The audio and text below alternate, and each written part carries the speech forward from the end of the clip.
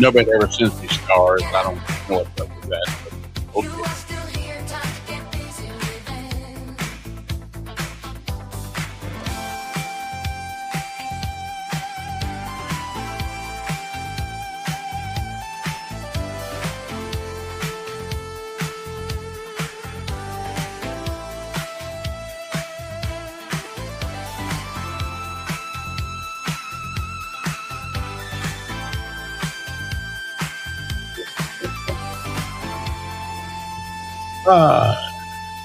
Good morning.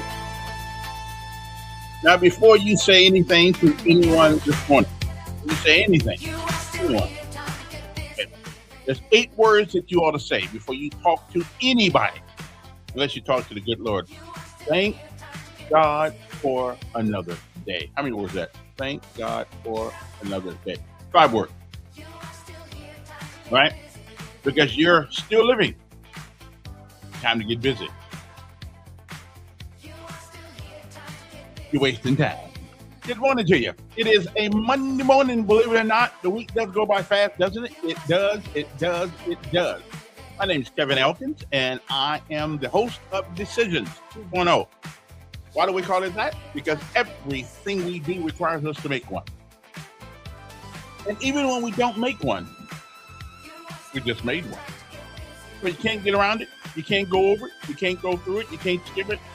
Our lives are a combination of all the decisions that we make, even as a child. Anyway, good morning to you. I'm Kevin Elkins, and it is time for our daily bread, because that's how we roll around here. We give the good Lord thanks before we do anything. Because boom, without,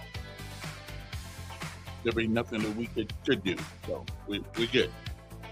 Okay then. So y'all hang loose. And well, first I got to give you the weather to know what's happening on the weather. It looks like we may get a couple of showers today, but I'm not sure. We're gonna do that, but it's a possibility. Okay. Right now, outside in the capital city, it is 75 degrees, which is pretty good. Today's forecast is sun and clouds mixed.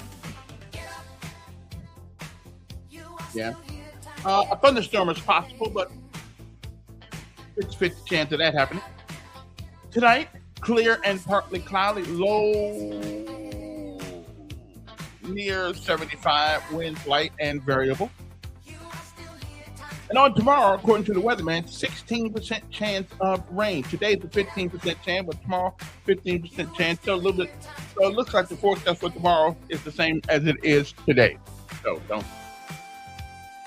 get all upset or anything like that, okay? Anyway, next up, it is our daily bread, a word from on high, something that'll help you change your perspective, or if nothing else, give you a new one. But either way, thank God for one more day being on the ground, because believe it or not, being on the ground and the ground's not on top of you, because I tell you, last night, somebody went to sleep. Hopefully we all did. But somebody, somewhere, didn't get up this morning. So be thankful. Even for the bad days. Actually, there's no such thing as a bad day, because all days are good. Things happen bad in them. But I wouldn't trade the day for the world. Because no matter what happens, I'm like Nelson Mandela. You never lose. You either win or you learn. Good morning to you. I'm Kevin Elkins, Decisions 2.0. We'll be back after a word from on high and my message of the day, which is 6 words. So hang loose. This is for your edification and mine. We'll be right back.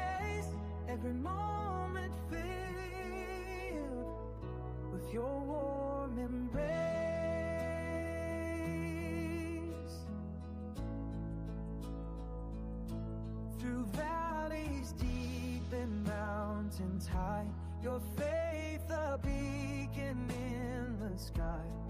Every trial with lessons wrapped tight, in every shadow you are my light. And good morning, Dr. Joe. Thank you, Good to be here. We'll be right back. For the laughter and tears, for the strength you give in all my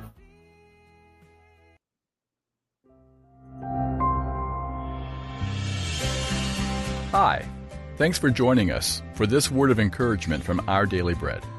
My name is Mike Whitmer, and I wrote today's reading, Who Are You? The leader of our video conference said, Good morning. I said hello back, but I wasn't looking at him. I was distracted by my own image on the screen. Do I look like this? I looked at the smiling faces of the others on the call. That looks like them. So yeah, this must be me. I should lose some weight and get a haircut. In his mind, Pharaoh was pretty great. Ezekiel chapter 32 says he was a lion among the nations, a monster in the seas. But then he caught a glimpse of himself from God's perspective. God said he was in trouble and that he would expose his carcass to wild animals, causing many peoples to be appalled at you and their kings to shudder with horror because of you. Pharaoh was much less impressive than he thought. You and I may think we're spiritually handsome until we see our sin as God sees it. Isaiah 64 says that, compared to his holy standard, even our righteous acts are like filthy rags. But God also sees something else. Something even more true. He sees Jesus, and he sees us in Jesus. Feeling discouraged about how you are? Remember, this is not who you are. If you have put your trust in Jesus, then you're in Jesus, and his holiness drapes over you. You're more beautiful than you imagine.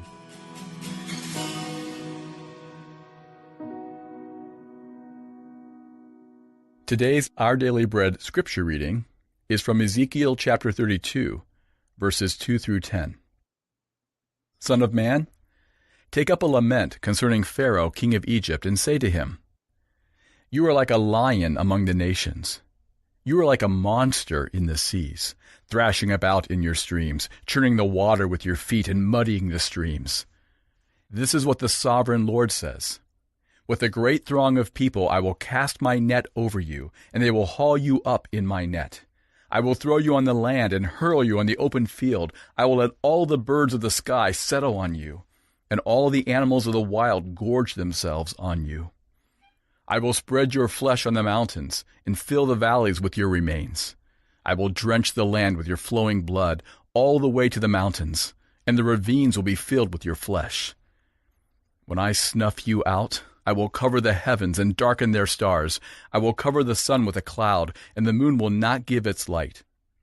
All the shining lights in the heavens I will darken over you. I will bring darkness over your land, declares the sovereign Lord. I will trouble the hearts of many peoples when I bring about your destruction among the nations, among lands you have not known. I will cause many peoples to be appalled at you, and their kings will shudder with horror because of you, when I brandish my sword before them. On the day of your downfall, each of them will tremble, every moment for his life.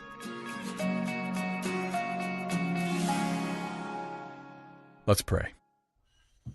Lord Jesus, for those who are burdened by sin and guilt and shame, may they rest in your amazing grace, knowing that your love and your righteousness makes them beautiful.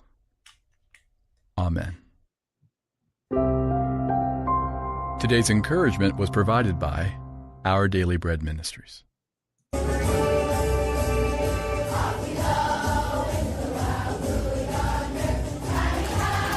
And good morning, Charlotte, my granddaughter, singing in this thing here. So can you give us a prompt?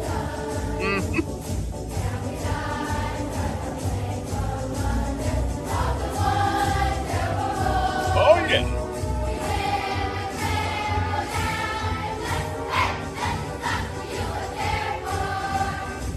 U.S. Air Force and the United States Army. Air Force. Those that are cheerborn, don't worry about it.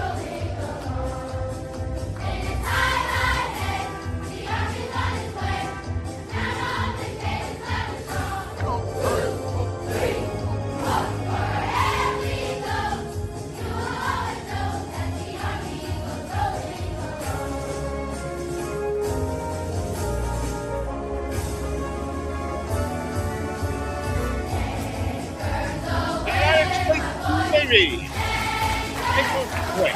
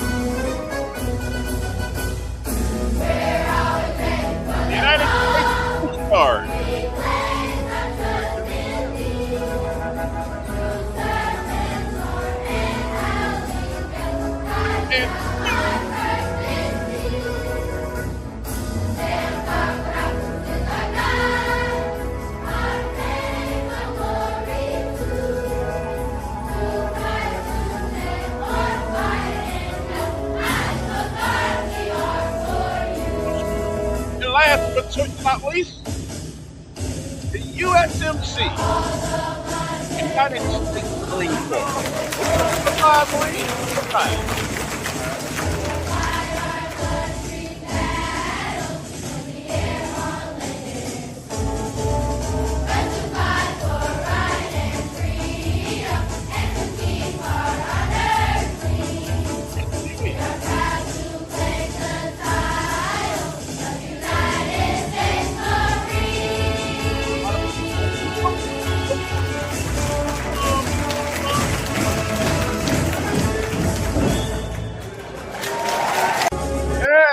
See, that's why I take my my picture off the screen during that time, because they're a hell of a lot more important than I am. So I just want to make sure we give them their proper respect. You know, Army. Of course, I don't know why we haven't put the Space Force in there. Oh, you go. Space Force is like the same thing as the Air Force, right? So it doesn't make any difference whether we give them a little special song or not, right? I mean, same people. I mean, really, same people. Okay. Anyway, so today's word. Today's message this morning is I got it here someplace. It's called 6 words. How many words does it take you? And I give you this as a point of motivation on Monday morning. I only do this once a week, one day, just Monday morning, just so you know, so you can. Because sometimes we forget that other people have tough times too. Other people have tough times too, and there's nobody that you meet walking down the street that isn't having problems. No one. Everybody. The severity of the problem may be a little different. But to a baby, not getting her bottle is some serious stuff, right? It's serious. But to you and I, if we have to go ask for a bottle, people are going to look at us like we kind of crazy, right? Okay. It's about where you set in life, the way things bother you. Okay, so this right here is a nice thing. I think you'll learn something from this if you get it. And then we'll come back. I've got a guest coming up at 8 o'clock. Mr. William Green, former city council member, is going to discuss with us why he doesn't think that the $375 million bond issue is a good thing for Montgomery. That's his word. I mean, that's what he thinks. I'm trying to think when I don't know if it is or not, but he explains a lot better than I do, since he was a member of that prestigious body. And of course, I'm going to be a member of that prestigious body, so I'm learning all I can. Yeah, I know there's 14 people running. I know it, but of course, I am the most charismatic and know more about that business than just what anybody does. Okay, because I've had an opportunity to interact with governors, senators, congressmen, city council people, from Emory Farmer on down to whoever's in there now, which is Stephen Mr. Stevens, Mr. Mayor. So yeah, there's nobody running that have more interaction with any of these people than I. I'm just because I am trying to be, want to be, should be the man, but I'm not yet. So anyway, so let's go to my thing here, and we'll talk about that. And you can ask me anything about my politics, whatever. I don't really care. But now, just remember, guys, just remember this: we don't always have to agree on everything, and I rarely will agree with you on anything because I'm a different kind of thinker. You know, somebody once said that if the definition for insanity is keep doing the same thing you've always done, you'll keep getting what you've always gotten. Does that remind you of anybody, any group of people, anybody that you know? I'm changing. Oh, are you still stealing? Well, I haven't changed that much. Okay, then. So we'll be back, uno momento, and we're going to talk about whatever it is that you want to talk about today. That's cool. Okay. But next up, 6 words. There are a lot of words that can change your life. It don't take a whole bunch of them. Sometimes it just takes 6. We'll be back right after this to get into some politics, culture. Hey, I walked a lot this weekend. I did. I walked a lot. Went up on King Hill. Now I know why they call it a hill. It wore me out. It's hot up there, man. It was hot. But I did meet some people up there who see me on Hagler's show. So we're right on. Appreciate that. I don't know if they like me yet or not, but they may not. I don't know. But they wasn't nice. They wasn't mean to me. They were nice to me. So I appreciate that. Anyway, so hang loose. We shall return uno momento. 6 words. Sometimes that's all you need.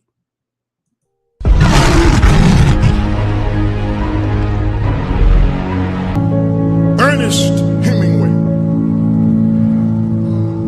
who was a prolific author and writer, who knew the power of words. Ernest Hemingway made a bet with a group of authors over lunch. And this bet that Ernest Hemingway made with these authors over lunch has become an anecdote about his life. They bet Ernest Hemingway $10 that he could not write a short story in 6 words. They bet Ernest Hemingway $10 that he could not write a short story in 6 words. And Hemingway took the bet because he was a genius when it came to making words count. He took the bet and he took a napkin and scribbled these 6 words on the napkin that are a powerful story. Here's the 6 words that Ernest Hemingway wrote a short story in 6 words. The words are for sale, baby shoes never worn. That's a powerful, powerful story. Everybody in here this morning got a 6-word story. Here's another story that somebody might have. There has been a terrible accident.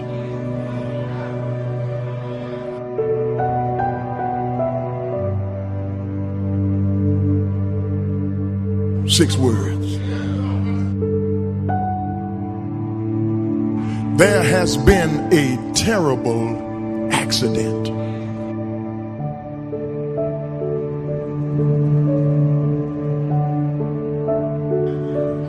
Six words. Here's my 6-word story. I'm leaving. The marriage is over. Here's somebody else's story. Your position is no longer needed. Here's somebody else's story. I just want to be friends.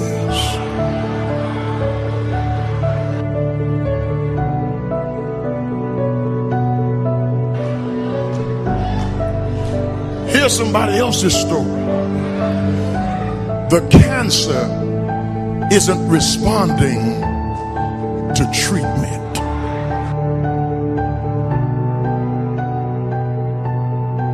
Six words.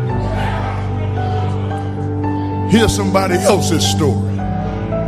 You are not able to conceive.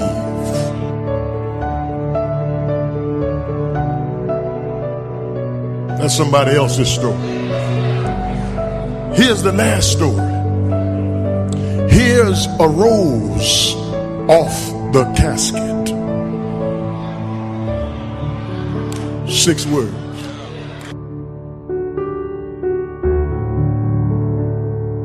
Did I say it was over? No, it's not. Because God has 6 words. That's the point of this whole sermon. God will not waste your pain. God will not waste your pain. God will not waste your pain. Blessed are they that mourn, for they shall be comforted. God will not waste your pain. Cry in the midnight, but weeping will endure for a night. But joy will come in the morning. Let them fire you on your job.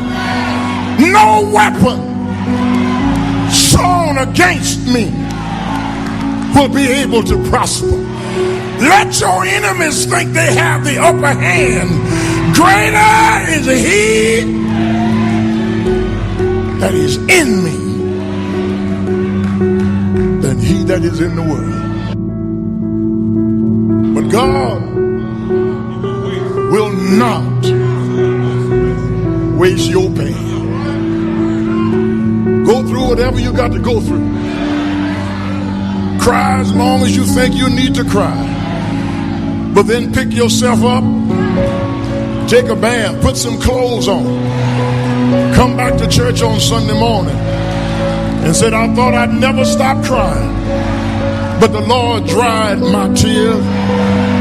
I thought I'd never laugh again, but here I am in the house of God, testifying that if you trust and never doubt, he will surely bring you out.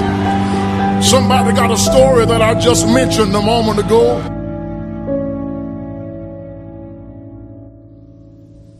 You know what I've noticed about God's trials?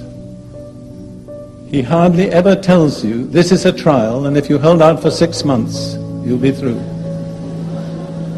And some of us get to 5 months and 29 days, and we give up. We didn't know we only had 1 more day.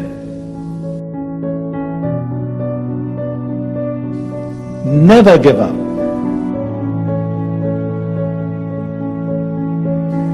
Never give up. Never give up. There's no precedent in the Bible for giving up. God determines how long the test will last, not we. Never give up. You cannot bypass endurance. You know whom I'm speaking to at the moment? Me. You cannot bypass endurance and enter into the promises of God. You can come so far, but the completeness is only through endurance. And just when it seems impossible to hold out, that's the time to hold out. Don't give in.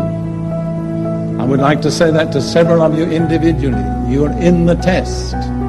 You're doing all right. Just hang in there. Don't back out. Don't give up. God is faithful. I've been asked sometimes if I had a message to leave for posterity, what would it be? I always say I can give it to you in 3 words. God is faithful. God is faithful. God will not waste your pain. God will not waste your pain. Blessed are they that mourn, for they shall be comforted. God will not waste your pain. Cry in the midnight, but weeping will endure for a night. But joy will come in the morning. Everybody here. Everybody here has a 6-word story. But thank God, that's just one chapter. God has not written the end of the book. Because when you look in the back of the book, there are some answers in the back of the book. If you don't know how things are going to turn out in your life, the answer is in the back of the book. And I saw a new heaven and a new earth. For the first heaven and the first earth were passed away. And I, John, saw the holy city, New Jerusalem, coming down from God out of heaven like a bride dressed up for her husband. And God shall wipe away all tears from their eyes. There shall be no more sorrow or crying, no more pain or death, for the former things are passed away. Behold, we see through a glass darkly, but one day face to face I will know, even as also I am known.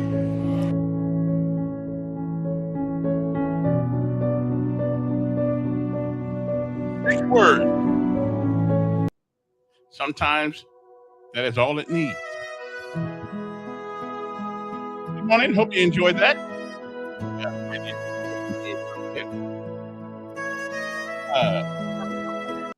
Okay, now this has got to be wrong. Somebody says we had 2 people killed this morning. I mean, this morning just got here. So how we had somebody killed already? You know, I mean, how's that possible? I mean, the morning just got here a few hours ago. So I mean, really? Okay. Well, I haven't seen the crumb across my desk yet. So there could be, there could be. I mean, what do you mean 2 more killed this morning?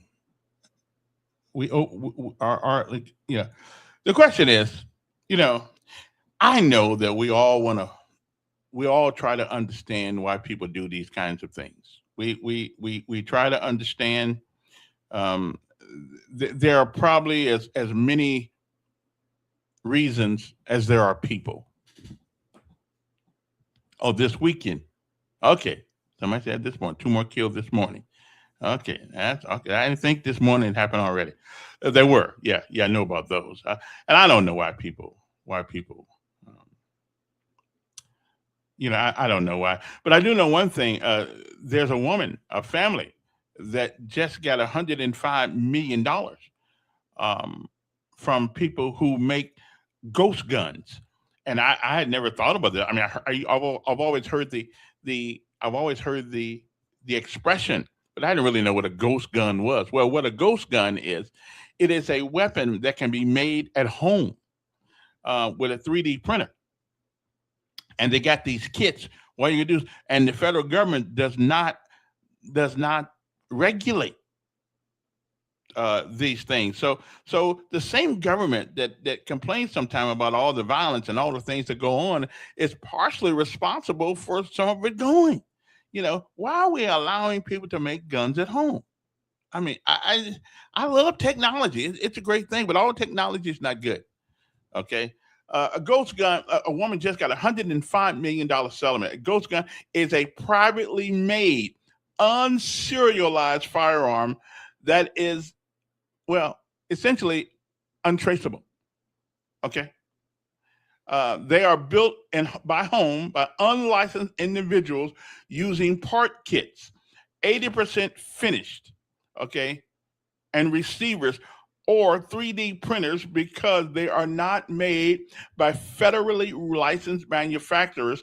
They lack the stamped serial numbers on some of these weapons, and you can't track them.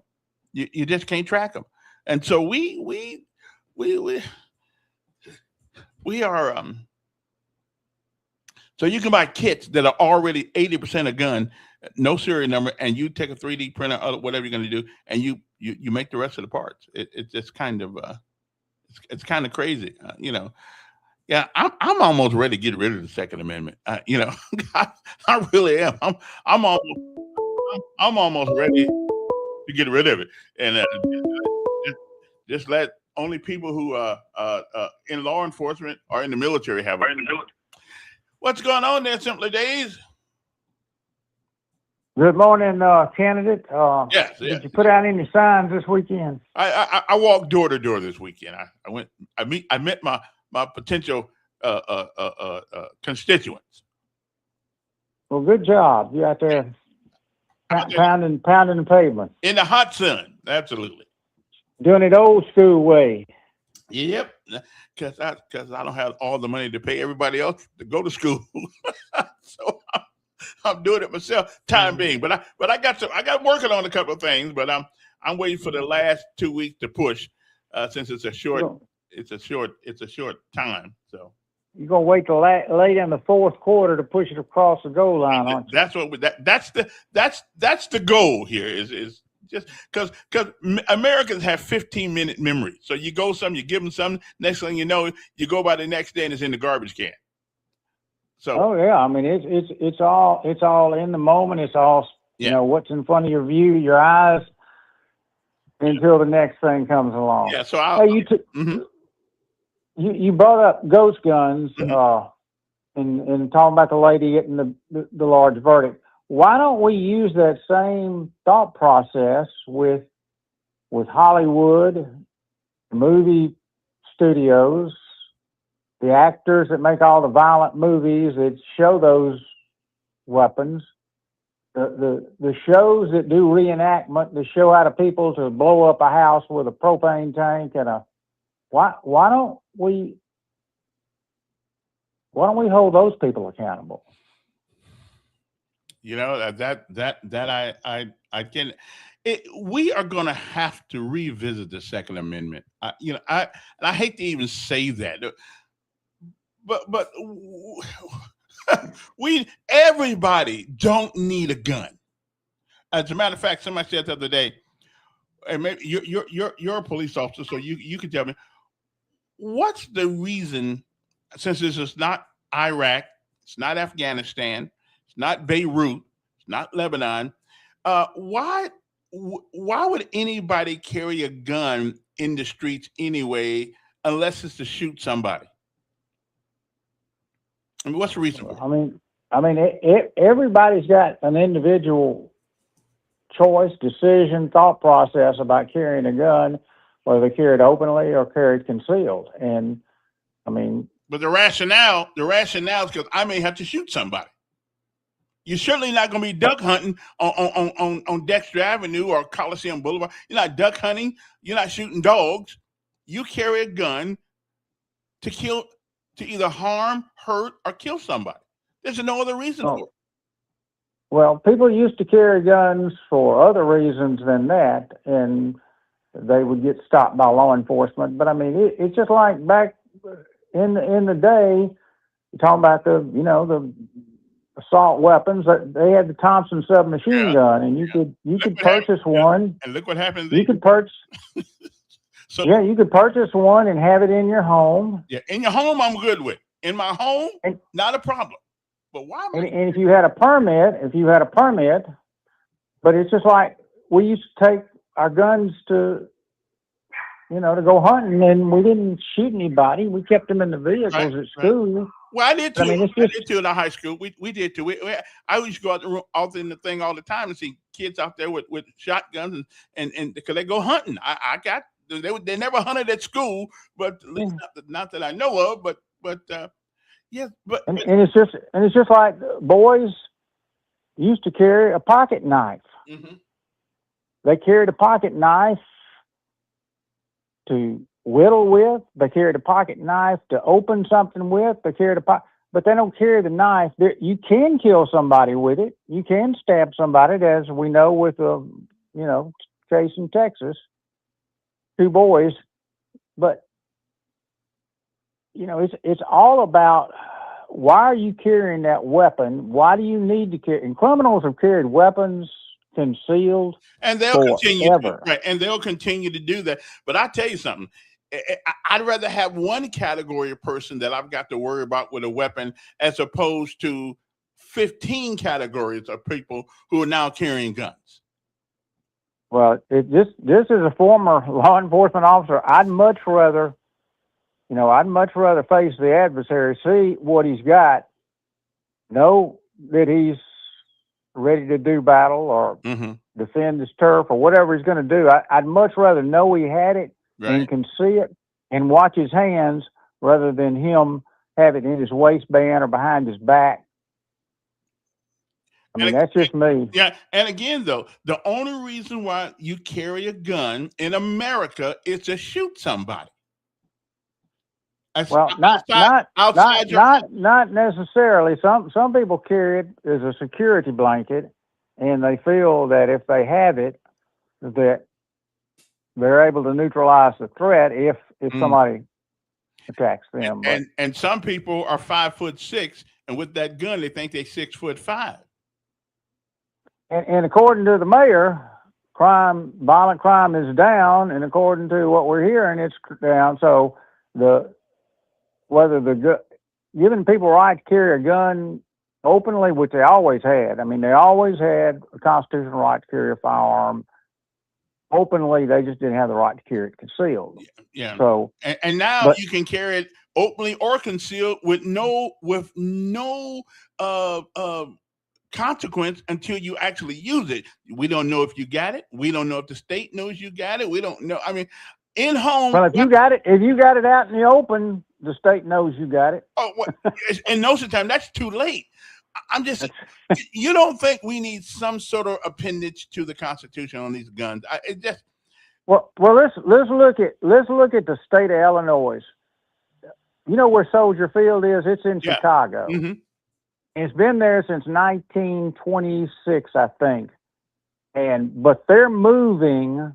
The Chicago Bears are moving not to another city in Illinois. They're moving to the state next to them.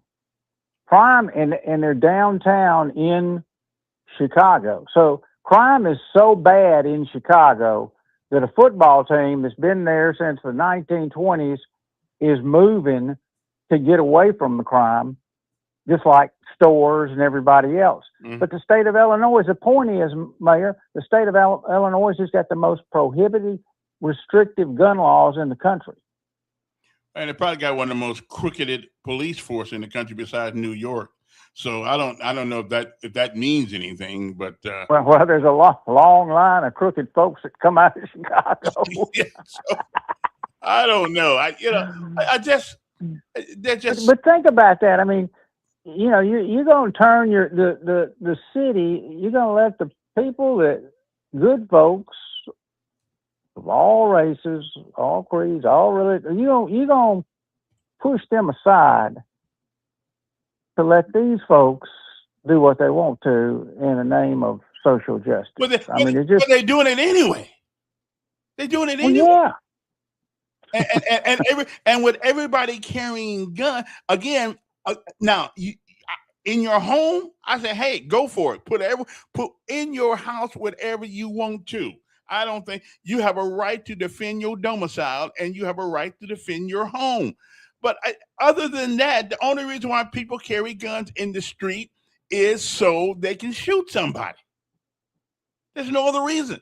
We don't duck hunt in the Well, street. when we take all the guns, I know. Then except for the ones, I know. And that's the criminals will have the guns, the rich folks will have the guns, and that's the state conflict. will, Right. the That's state will have the guns. yeah. And that's the conflict. Yeah. So. But in closing, Mayor, the sheepdog, whose number one job is to guard the flock. That's his job. He gets up every day coming to work, knows he's supposed to guard the flock. Mm. He doesn't consult. He doesn't ask for the flock's opinion because he knows the wolves don't care. The wolves don't care. Yeah, I'm just looking at the Bears thing here. I may can go home now. They're moving to Hammond, Indiana. Let me see. Indiana Bears. Somehow that just don't have the same. No, and they crazy changed all these. But anyway, I bet you they're gonna need a new PA man. I bet you they're gonna need a public relations man. I need to call up there and see if I can. Wait. After the next 4 years, I gotta serve the council first. Yeah. Well, you got to serve the council first, and you got to make major changes in Montgomery before you leave out. Before I leave, my legacy is going to be Elk Dog help make us feel safer. He took everybody's gun. Have a good day. All right, appreciate it. Yeah, I took everybody's gun. Anyway, it's a tough subject, especially here in the South. People think that their gun is part of what they're born with. I just don't happen to think. I just don't, and I love guns. I love them. I love a 9mm boy. Just as I like holding that thing, like I like holding other things. I love it. It just feels good, weighted right. But again, I know how to use one, and I don't get impulsive about it. Again, the only reason why people carry guns is to shoot people. In this day and time, I mean, there's no other reason to care. There's no other reason to walk around the city of Montgomery with a gun, unless you plan on shooting somebody or you think somebody's trying to shoot you. That's the only reason. I can understand home. Have as many guns in your house as you want to. Somebody try to break in there, you need a gun in every room because you don't know which window they're coming through. Pop them. I got no problem with ownership in homes. None. No license, no nothing. But if you take that sucker from your premise, from your domicile, I think you need a license to walk down the street with it. I'm just sorry. And I'm absolutely 100% sure that the founding fathers of this nation did not intend for us to walk around with guns where we are. They used those guns for protection against an encroaching government, which is one of the reasons why the Second Amendment was put on the books anyway, to protect themselves against the government. But that's okay. Well, wait a minute. They don't have to think about invading us. We're shooting our own selves. All they're gonna do is like the jackal is wait on the side of the road for somebody that killed somebody, and then they're gonna come clean it up for you like vultures. They don't have to. We're doing it ourselves. I mean, why in the world would you do something that the people are doing for themselves? Really, you wouldn't. You wait around long enough, and it'll be over.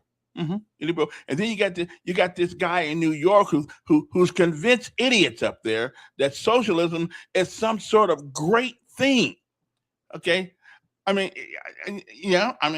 okay. I don't know. Most people don't know socialism. Socialism is where you work and the government decides what happens with your stuff. The only part about the government that I want to change is the Second Amendment. I just think we need to. Again, I came up with a bill.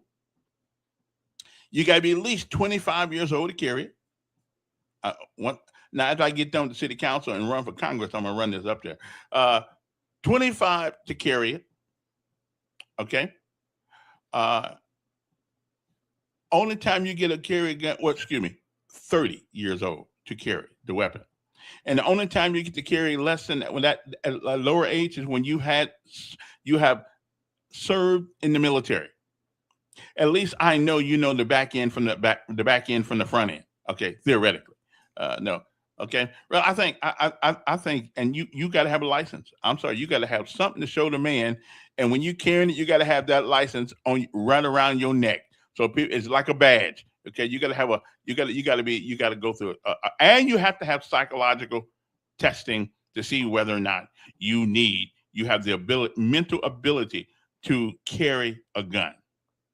Okay, so I mean, we got to do something. I'm tired of young girls, young babies getting killed. I heard of another in some state getting killed because grown people act like fools. And I'm telling you something. If you're already a fool, putting a gun in your hand makes you a bigger fool with a gun. Okay, I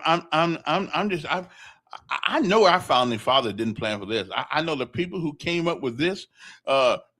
The Second Amendment had no idea it was going to be this bad in America.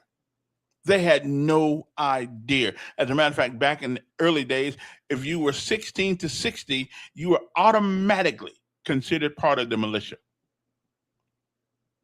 Okay? Somebody said you need a psychological test to run for office. Maybe so.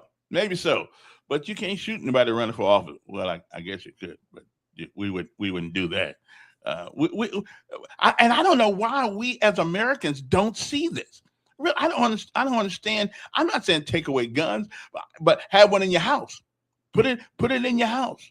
Now, the problem with that, you're going to find some. You're right. You'll find somebody who won't obey the law then either, and they'll go out and still carry. I got you. And again, my theoretical law has not been, shall we say, vetted yet, because there are probably some other things I'm missing out of this thing. But we need to do something. Okay, something. I don't know what. Now, one of the things we ought to do is make sure your gun can only be fired by you. And I do believe that the technology is available to make that happen. Unless it don't happen one day when you're trying to do it. but make your gun personal to you. Like you can't, it's kind of like a key that goes in certain cars. You know what I mean? Keys. So I don't know. We ought to do something. I don't know what. But we certainly ought to do something. Okay, something. I don't know what. Anyway, good morning to you. So I went out this weekend, and I'm walking up in King Hill. That's an interesting place up there. I'd never been up there. You know, I always heard about it, and I thought they didn't have. What do you call that stuff where sewage goes to the sanitation plant? I thought they didn't have it up there, but they do. So it took them a long time to get it up there, from what I understand. Because when I got here in '91, a lot of people were complaining about it. Maybe I was Madison Heights. I don't know where it was, but anyway. So, they doing all right up there. You know, they doing all right. They could use a little help up there. They really could. But talked to people up there and went around town and other places in District 3, and knocked on a couple of doors. And you ever heard of me? Nope. Okay, well, here's my flyer. So I didn't take it for granted that I was just well known, although I am somewhat well known in certain neighborhoods.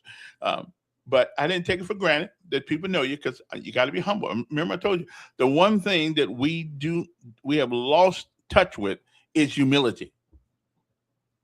And you will never see anybody ever tell you that I was an arrogant snob. Now, at some point in life, I may have been. I will admit to you, we all have to grow up, and we all have to learn the hard way. We all have to learn that we're not as important as we think we are. Okay, we're just not. And let me tell you about my sponsor before I get to anything. Don't forget, our sponsor is Montgomery Computer Services, 334-277-6902. Montgomery Computer Services is a organization. It's down on Atlanta Highway, and where they're located at? They're located at 5141 Atlanta Highway, 277-6902. If you have a computer and you need it, especially if you're a business. They kind of specialize in businesses, and they do. I do mostly personal PCs, but they do businesses. Um, if you got a problem with a network, you have a problem with your wireless not doing what it's supposed to do, or you using a machine that's 15 years old, 10 years old. Ladies and gentlemen, if you're a business and you got a machine that's 10 years old, it's time to trade it out. Because what's going to happen when it does get time to trade it out, it's going to break down, and you, my friend, will be up the creek without a paddle. So you call these guys at Montgomery Computer Services and see what they can do for you to make your life do. And software. A lot of you people keep holding on to software that's 25 years old. Well, at some point, you're going to get an upgrade. Okay. And when you get the upgrade, it's not going to work on your old machine.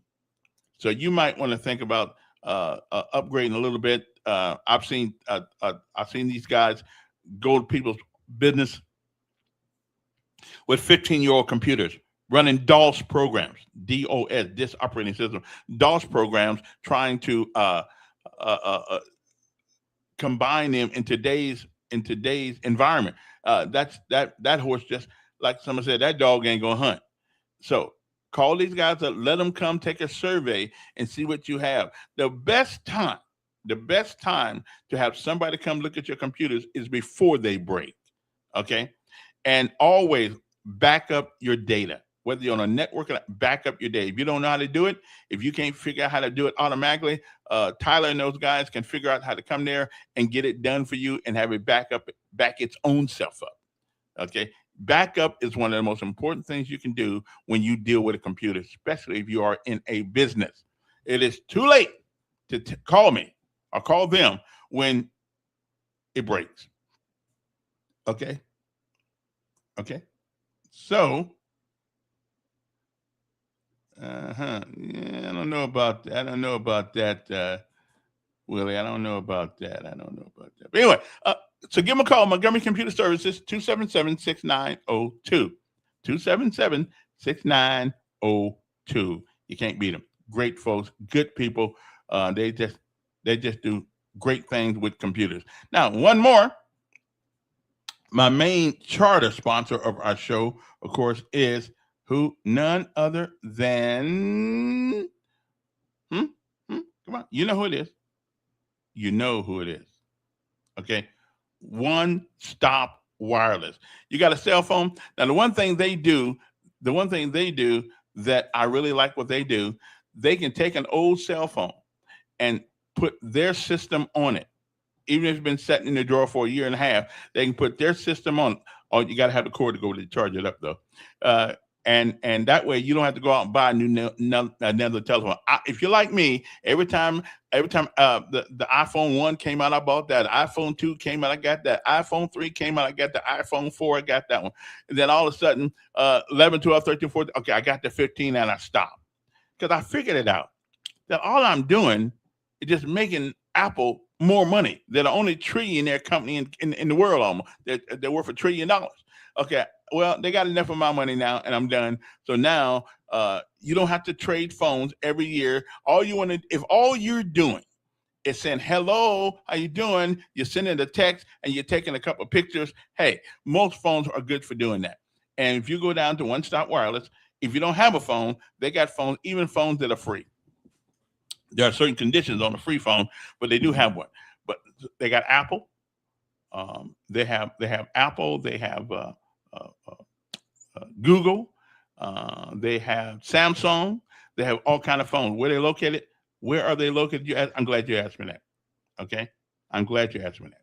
3445 Atlanta Highway, right on the corner of Atlanta Highway and Coliseum Boulevard. Okay, go by there today. Tell them we talked about them. They're really good folks. I'm just telling you that. And again, if you wonder whether they use the same towers that everybody else uses, so there's no degradation, in the service. Okay, I took my phone, and this was 6 years ago. I took my phone from those guys and went all the way to South Bend, Indiana, with it down the highway. All kinds of, never lost touch with anybody. Okay, it was like I was in Montgomery. Okay, I'm just telling you, good service. And $25, $35, $45 a month. You pick the plan that you want, just like those other people do. But they're right here locally. And I tell people, always try to do business with people that are local, because that way, if something happens, you can go to them. Okay, you don't have to call somebody. What you say? What you say? What you say? Not making fun of them, but they don't speak English, and the little English they do speak, we can't understand them, and they can't understand us. Do American. Okay, that's what I'm saying. Local businesses, okay, they'll help you when your house burns down. They'll help you if your child gets sick. They'll help you if you need some help. Okay, Walmart, you got to put in triplet kits and send it to somewhere in Arkansas. All these big places like that. Do business local when you can. It's tempting to go to Amazon. I'm with you. It's tempting to go, but hey, it's not always the best thing.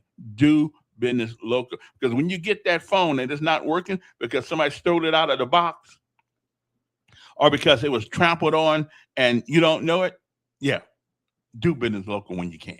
Okay, and most of the time you can. All right, I'm just saying. So call these guys up, 320-2988, 320-2988. One Stop Wireless. And you can pay your bill there, your light bill, your water bill, and all kind of things there. Right on the corner of Atlanta Highway and Atlanta Highway and Coliseum Boulevard. Okay. Now I'm still waiting for my good buddy to show up, Mr. Yeah, it's 8 o'clock already, because I imagine he's going to be here at any moment now. So he's going to tell us why he thinks that it's a bad idea to go for the $375 million bill bond issue that the mayor wants. I'm not really for it. It's kind of like buying a new car every 2 years, like I used to do. All I did was take my new car, pay twice as much for it, because I hadn't been done paying for my old car yet, and it just took me a while to figure that out. And a lot of there's my good friend right there. So we are going to join him in a conversation, and he used to be on the city council, for those who don't know that, and so he is here to tell us about a little bit about why he thinks that it's not such a great idea. Good morning, Councilman. Hey, what's up? How you doing, sir? I'm doing fine. How are you? I'm doing all right. Hey, I'm out here walking, so if I seem to be looking around, just know that I'm outside. You scared of getting robbed or something? I mean, Now I gotta watch where I'm going. oh, okay. Well, why don't you just sit down for a minute somewhere by a tree, and you don't have to walk. I mean, I'm walking to somewhere to sit down, so don't worry about it. We can Okay. talk. I can walk. I can do two things at one time. Okay. Well, Marines, they've been known not to be able to do that, but I ain't mad at you. That's okay. Anyway, so there's a lot of conversation going on right now in Montgomery about the mayor's $375 million bond issue. There seems to be a divide on the city council at the moment, but I heard over the weekend that he has the votes to pass it. Is this a good idea in your mind? No, I don't think it's a good idea. Strictly speaking, when I looked at it, I looked at the budget, right? And as you know, we don't have any reserves, and Well, I as thought we well had as $65 million. Wait a minute, I thought we had $65 million reserve. No. If you look at the budget, all of the money coming in is also being spent. So I think it's I'm now had the numbers. Let's say 375 million revenue, and then 375 million of expenditures. So nothing's going to the reserve. So we don't have any room. Then, I mean, to me, first of all, I like to say, I think it's a good idea to have something like that at the entertainment venue, because when I was growing up, and I'm old enough to remember, we had the Montgomery Civic Center over in that same spot. And I remember going to a lot of concerts there. I even performed there at one point. So I think it's a good idea that we should do something like that. However, I just think we need to take care of other issues first, right? For example, we got issues with garbage trucks. We got issues with the police cars. Like the other day, but I've heard from a good, reliable source that 5 police officers had to wait for other officers to get off because they didn't have cars. They have a lot of police cars that are not working, so they need to buy police cars, and those cars can run as much as $100,000 a piece. So, I mean, we're talking about police officers, but even we had 200 additional police officers, We don't have enough cars or vehicles for them. Then, of course, if you walk around the city, you'll see that grass needs to be cut in the common areas. I mean, for example, if you get off on 65 South on the boulevard and come up, say you're coming through there to get on Troy Highway, the city looks bad. There's a lot of other things that we need to take care of before this. I always said if you want to attract investors, you have to make the city attractive to investors. So I think there are a lot of high priority things that we need to be dealing with way before this. And I think that the business of the city is not in, but and just we would have to even get to the point far outweighs taking on an additional $20 million per year in payments. Also, you got to look at the fact that if we do take on that, and we are already short now, we can't find the funds to do what we need to do. For example, get a police officers raises, right, so that we can be competitive, so that we can attract police officers. We don't even have that kind of money. So if we take on $20 million a year, how are we going to realistically deal with the issue of not having enough police officers? We need to come up with revenue first to even give them a pay raise, give them bonuses, give them what they need to do to make us competitive to even get enough police. We got to deal with that. Your phone, for example. Yeah. We can't hear you too good. You might want to stay still. Can you hear me now? Okay, well, that's better. Okay, I am. Yeah, so let's say, for example, we take on this $20 million, but then we need an additional $20 million to deal with the issues that we have today. So really, we're looking at $40 million, almost $50 million. Where did $20 million come from? It's 375. No, you don't understand. I'm talking about debt service, right? Debt service. So Okay. what you're dealing with is, yeah, so you get $375 million. Now, in the budget, you just picked up another approximately $20 million in debt service that we have to deal with. So that's what we're looking at. I mean, you got to look at that. Now, that's my whole thing. Can we afford it, right? I mean, it's a good idea. I mean, you know, I think something like that would do well in terms of bringing people here. But at the same time, you got to look at, okay, let's say, for example, you build that. Will that bring in $20 million of additional revenue per year? Will it pay for itself? And that's something that they haven't even come up with yet. You can say that I think it'll pay for itself, but you haven't shown how it's going to pay for itself. And then if the city is overrun with crime, you got 25% of the police officers that you need, right?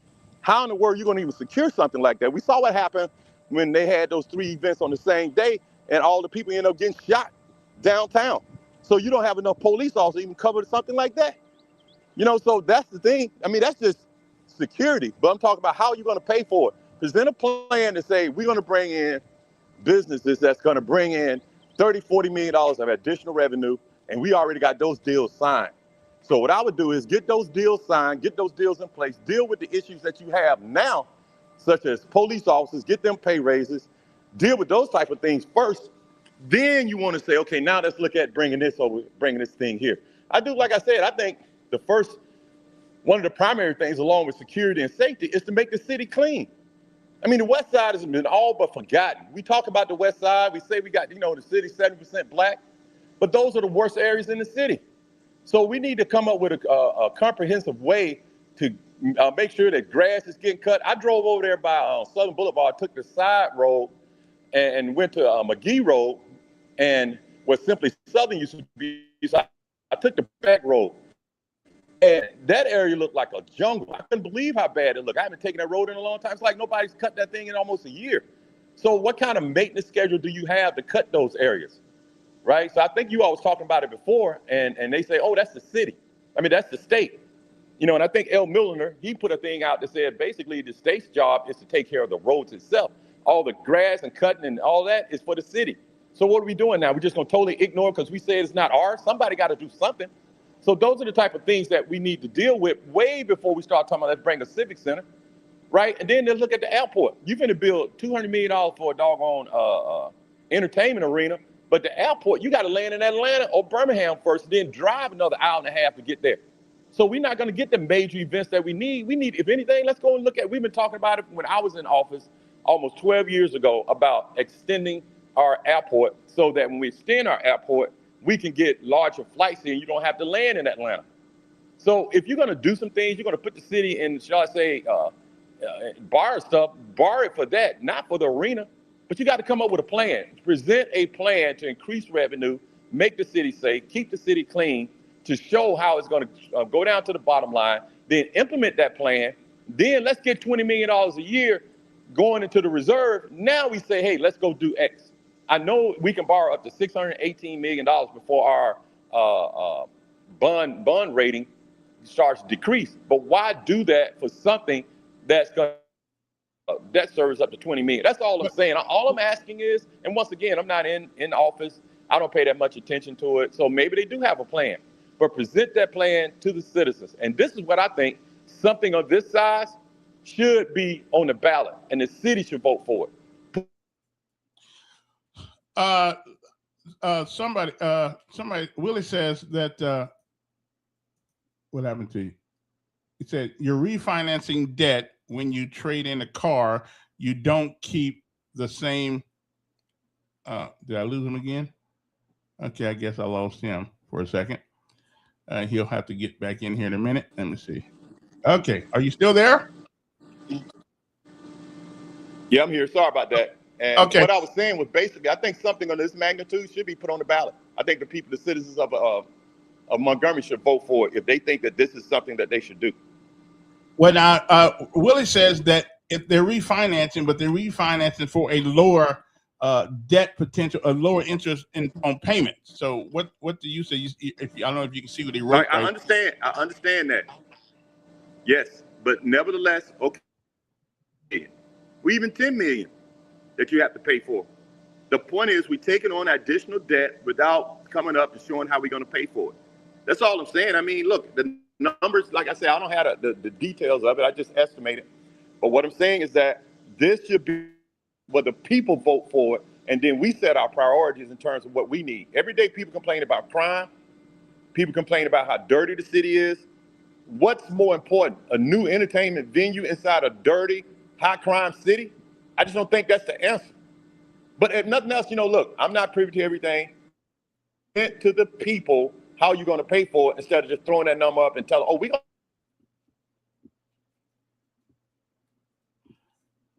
Well, he must be in a covered venue there, and we keep losing signal.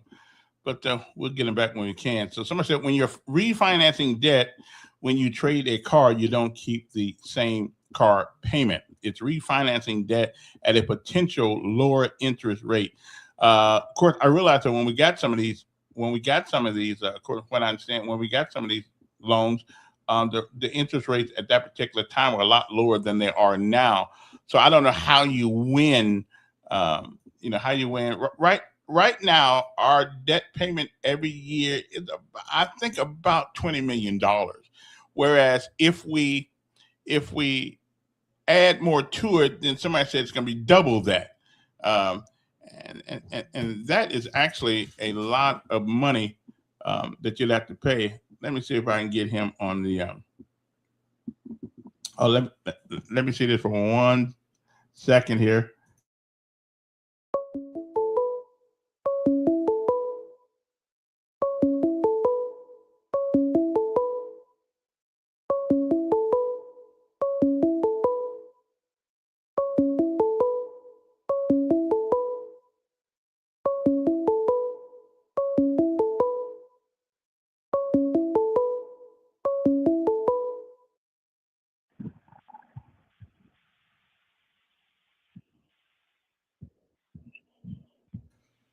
Yes, Don. That paying off debt's just crap. It's a talking point. Remember, I specifically asked the mayor how much debt he's planning on paying off and what's the interest rate on fire and the new, and he had no idea. They just say these things to try. Be honest. The whole thing is the rap center. He wants. Why you keep calling a rap? I mean, wait a minute. Why you keep calling a rap center? I call it what I want to call it. But but you do it as you call it what you want. I know, but you do it in a derogatory way. It ain't a rap center. You know what I mean? Huh? It's not a rap If I am, then it gets the point across, right? Well, not he really. Wants something with his name on it. How much? They started off with Whitewater said it's going to be $40 million. How much did it wind up being? Well, it went up a little bit. How much? What, $70 million? Something like that. Huh? 67. How much? I don't know, 60 $100 and something million. I mean, what, If you don't think that thing ain't gonna be more than $200 million, mhm. it's either a lie like Willie just told. Oh, we're gonna pay off debt. If you're gonna pay off debt, then tell us how much you plan to pay off. What's the interest rate on the old date and the new date? Okay. It's just a talking point. That is all it is. Yeah. It's BS.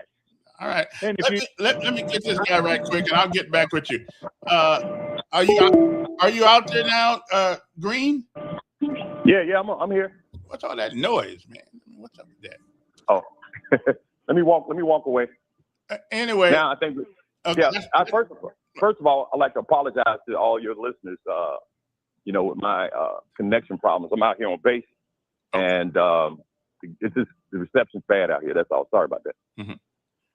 Yeah. Okay. Well, go ahead. Now you heard what Don was saying, that we're never going to pay it, which we probably never will pay off. Will we ever pay this off? Or will we be in debt service for the next 50 years? I think we will pay it off. Bond issues do have a time. It's not forever. So, however, what I do think is that, as I stated earlier, that it will hamper our other efforts to deal with the issues that people are complaining about. Right now, I just don't think that a new arena or entertainment was high on the list. I think there are other priorities, first of which is the police, dealing with that, and I think second is keeping the city clean. Right? I mean, that's the first thing you got to do. When people come to Montgomery, they need to look around and see, oh, this is a nice looking city. Then, of course, there's things you might want to do with education. Not that we're over that, but that's one of the complaints. And then, of course, the airport. Airport was one of the issues that dealt with why we couldn't get certain things here. Then, of course, there's the hotel capacity. So if you're going to bring, I don't know how many seats they talk about in the arena, but let's say it's 20,000, right? So you're bringing 20,000 people here. A lot of folks going to need a place to stay. I mean, will they be able to stay in Montgomery, or will they even want to stay in Montgomery? Or will they stay in Prattville or Wetumpka and just drive to the thing? I mean, these are all kind of issues that we need to deal with to make sure that it'll work. I just haven't seen all that. First thing you need to deal with, of course, okay, do we have a hotel capacity? Show that we got it, number one. Number two, show that we're going to pay the security. Do we have enough police officers? Right? Number three, show that is the city clean? How's it going to look? If you're going to bring all these people here, how's it going to look? And then you look at the water park, right? Go ride by the water park. That grass ain't cut. It looks like a jungle over there, right? I remember when they were trying to get all that land. That land belonged to the Whitewater, but nobody's cutting it. Nobody's cleaning it up. I've traveled all over this world, and I've seen what good, clean cities can look like. Now, to all the people here that are saying that I'm attacking Reed, and I know this Reed had his, first of all, I think it's a good idea. Let's just say that. But I think it's at the wrong time, and we need a little bit more information. How you're going to pay for it, right? So those are the type of things we ask, and I just think those are good questions that are not yet to be answered. First of all, make your case to the people. Here's how we're going to pay for it. Here's the revenue it's going to bring in, and here's how we're going to take care of these other issues. Address those and say, hey, we taking care of this. Here's how we're going to take care of that. Therefore, we can begin on this because this is going to take 4 or 5 years to get done. Those are the type of things those are good questions, right? So I'm not attacking Reed. I mean, it's just a money issue. And if he got the votes, then you know what? I just think they're being irresponsible, right? Because I think it was 4-4 last time. This is going to be hard on the city for years to come, maybe decades. And then people are going to be complaining why we can't get any police officers. And they're going to be, well, because we got to pay them the lowest salary in the whole state because we got to pay this $20 million off. It's just going to be bad. I just don't see it being a good thing. It's going to really, I think Montgomery is really going to go down after this. Yeah, you got, yeah, it reminds you of the Roman days when everything was going bad. So they built the freaking doggone arena to entertain the people. Mm. Yeah, that's what I'm saying. That's what this seems like. I mean, it'll be a nice little shiny little thing over there, but then doggone, folks still getting shot up. You can't get enough people to respond. 911 taking forever. I just don't see it. I mean, fix everything else first. Even if you don't fix everything else, at least not only are they not fixing everything else, they're gonna come up with gonna put handcuffs on the city to even be able to deal with it. Number one, and number two, the crime is gonna be bad. I mean, the other day I saw an article explaining why we got the white garbage trucks. You know why you got the white garbage truck? Because you only got one diesel mechanic You can't fix the trucks that you have, so you can't put the garbage trucks out on the street. So you go out and you rent a garbage truck. I mean, we dealing with stuff like that, and if people don't see that should be dealt with first before we go and come up with $375 million. That's the answer to having to rent garbage trucks that can't fix garbage trucks. I mean, come on, man. This is common sense. This is not attacking anybody. And I did ask him about the garbage truck and how come we can't pay these people. He said because civilian places pay more. Then I said, then why don't we pay more? Yes, pay more, get better benefits, right? But no, if you're going to borrow $375 million, get that $375 million so you can pay more, so you don't have to go. You can get the garbage trucks you got fixed. Think about it. The man just said out of his mouth that they can't pay more. So we finna pick up $20 million debt for a freaking. The answer is let's go build an arena.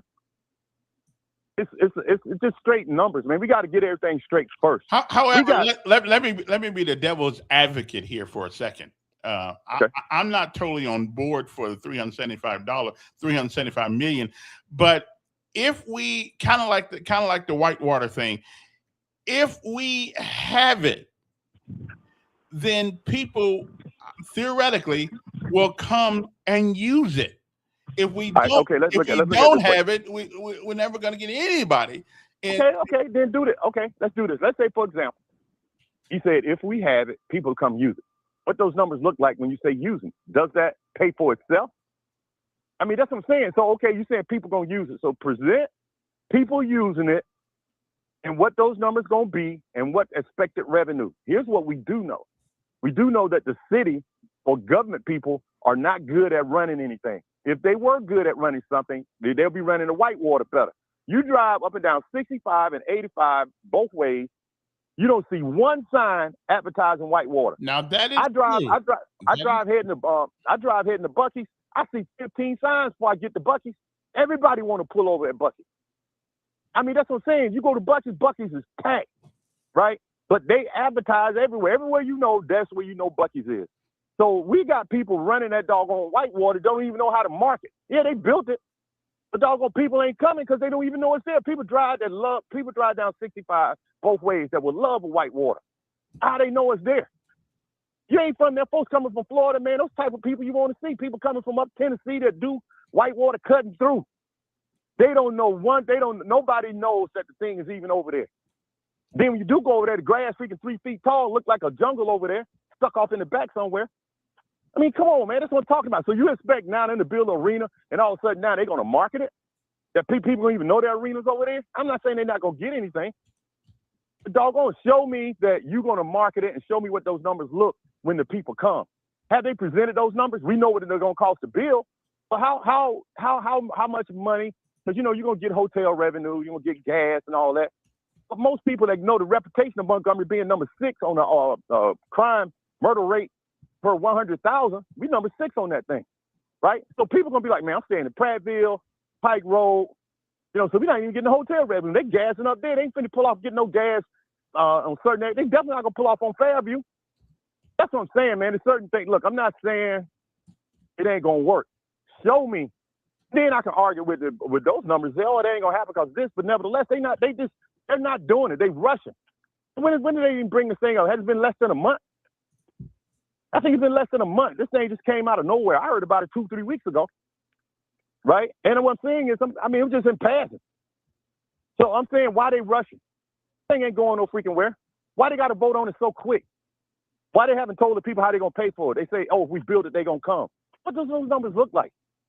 Right? Because I remember when we was looking at stuff, man, when I was in the city, we know an estimate because they were talking about we didn't have enough hotel capacity in. So I think you built maybe 1 or 2 hotels. That's it. But you're talking about 20,000 people? I mean, you know, with the reputation like it is now, and people all, you know, racial strikes like it is, man, how folks going to, people going to Google stuff like, man, I ain't coming there.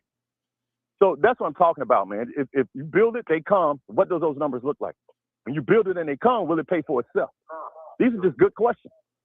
Is it wrong to ask? And once again, I'm saying this, I ain't got anything against Reed. I'm just looking at this from strictly a financial standpoint. I think it's a good idea, and that's something that should definitely stay on it. But right now, let's deal with everything else first.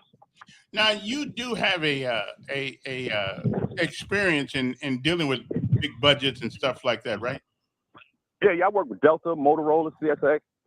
Metro PCS, government, all that. You know, and one of the things we do, I have a degree in accounting, is we do financial reporting and all of that. You know, and so there's certain things that you have to be concerned about. And one of the things I think is in terms of cost cutting, let's look at purchasing. Because I always said that when I went into a client and I said, look, your biggest saving can be looking at how you purchase things, right? For example, you can get price breaks, vendor performance. You can go out and look at, compare one against another and get it cheaper. Oh, it's all sorts of things. The city is a huge buyer of, just say office supplies, right? You can negotiate price breaks on that. Whereas if you get up to 1,000 cases of, say, toilet paper, right, you should get about a 10% break. And then you get all that from one vendor and don't have everybody buying it from multiple different places so that those price breaks will accumulate.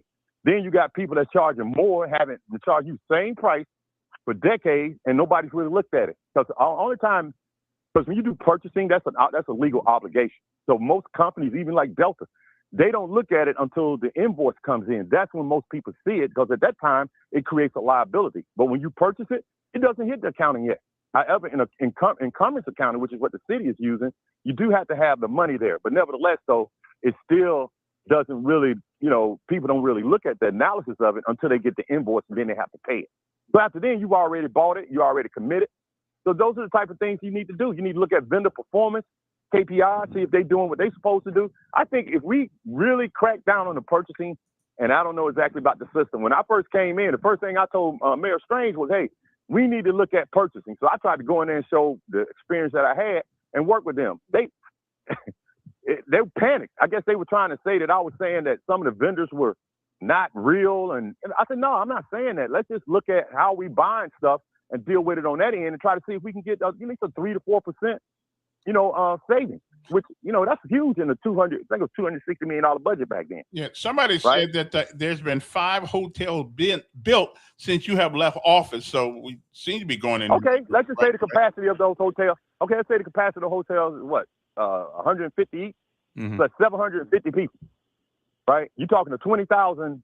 I'm just saying, I don't know, 20,000 seat arena. Okay, that's 750 people. Let's say, a third of them, since we want to do big events, going to be coming from out of town, right? So you're looking at 6,000 people that you're going to need to. I don't think, you know what I'm saying? That's what I'm saying. People are going to be staying out of town. Most of the money is going to be staying outside of Montgomery, so we're not going to get those hotel fees.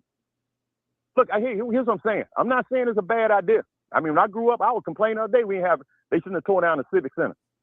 Went to a lot of concerts there when I was growing up. So it's a good idea. I'm just saying right now, is crime still important? Is paying our police officers important? Which one is more important? An arena or getting our police up and securing the city so we don't have, we're not number 6 but on the number of deaths. I thought the problem with policing was not necessarily getting people, it's having people interested enough to want to apply for the job. Okay, so let's look at it this way. How do you make it interesting? Number one, you definitely got to deal with the money, right? That's one thing. So then there's other issues, benefits, schools, education. But we do know that one of them is definitely money, right? So there may be several other ways to do it, but we definitely know money is going to be one of those parameters, right? The average police officer today makes $51,000 to start. I mean, that ain't chump change. We're not saying it's chump change, but then again, what do you got to do for that $50,000? You put your life on the line. Well, hey, Marine. When you can go somewhere else. Didn't we put our life on the line as a private E1, E2 in the Army? I think I made $600 a month. Okay, I forgot I'm making $300 a month. Here's what I'm saying: when you got an area where it's basically gladiators school. Yeah. You need to pay more.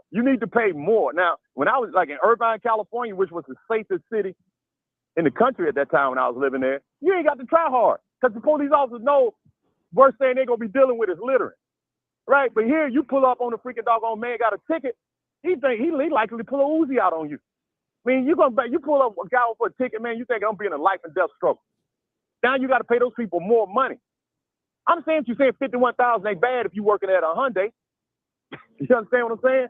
But if you're the police officer and you need to say, okay, we got to do something to bring them back. I mean, for example, let's say you want to pay them a $15,000 housing allowance when they come over here. So they move from, somewhere Tuskegee, and they come here, they get a $15,000 housing allowance so that they can, that stuff costs money. I don't know if they're doing it now, but if they need 200 more police officers, that's 200 times 15,000. That's about what, $3 million? So I mean, what I'm saying is this thing is money. You already got a governor that's coming in talking about bringing in the doggone National Guard. That's a high likelihood that Tuberville going to win. So next thing you know, when the National Guard show up, everybody's going to be screaming racism. No, you need to look at what are the moves that we made that required that we bring in the National Guard. So we can't get mad, man, when folks trying to keep the city safe. You already know Tuberville's talking about that. Yeah, we making moves that's going to keep it the way it is. So that's all I'm saying, man. Look, just show us how you're going to pay for it. That's all we ask. And if you really serious about doing it, don't rush. Put it on the ballot. We got a election coming up in almost a year from now. Put that on the ballot. Let the people decide. Then when it results like we said is, we can't get our garbage trucks fixed. Can't get no new police car. Can't get no new police officers. Can't cut the grass, clean the city up. Let us say, hey, man, this is what y'all voted for. Y'all voted for this. That way, city council, mayor, all them, is our idea. We put it on the ballot. We let you choose.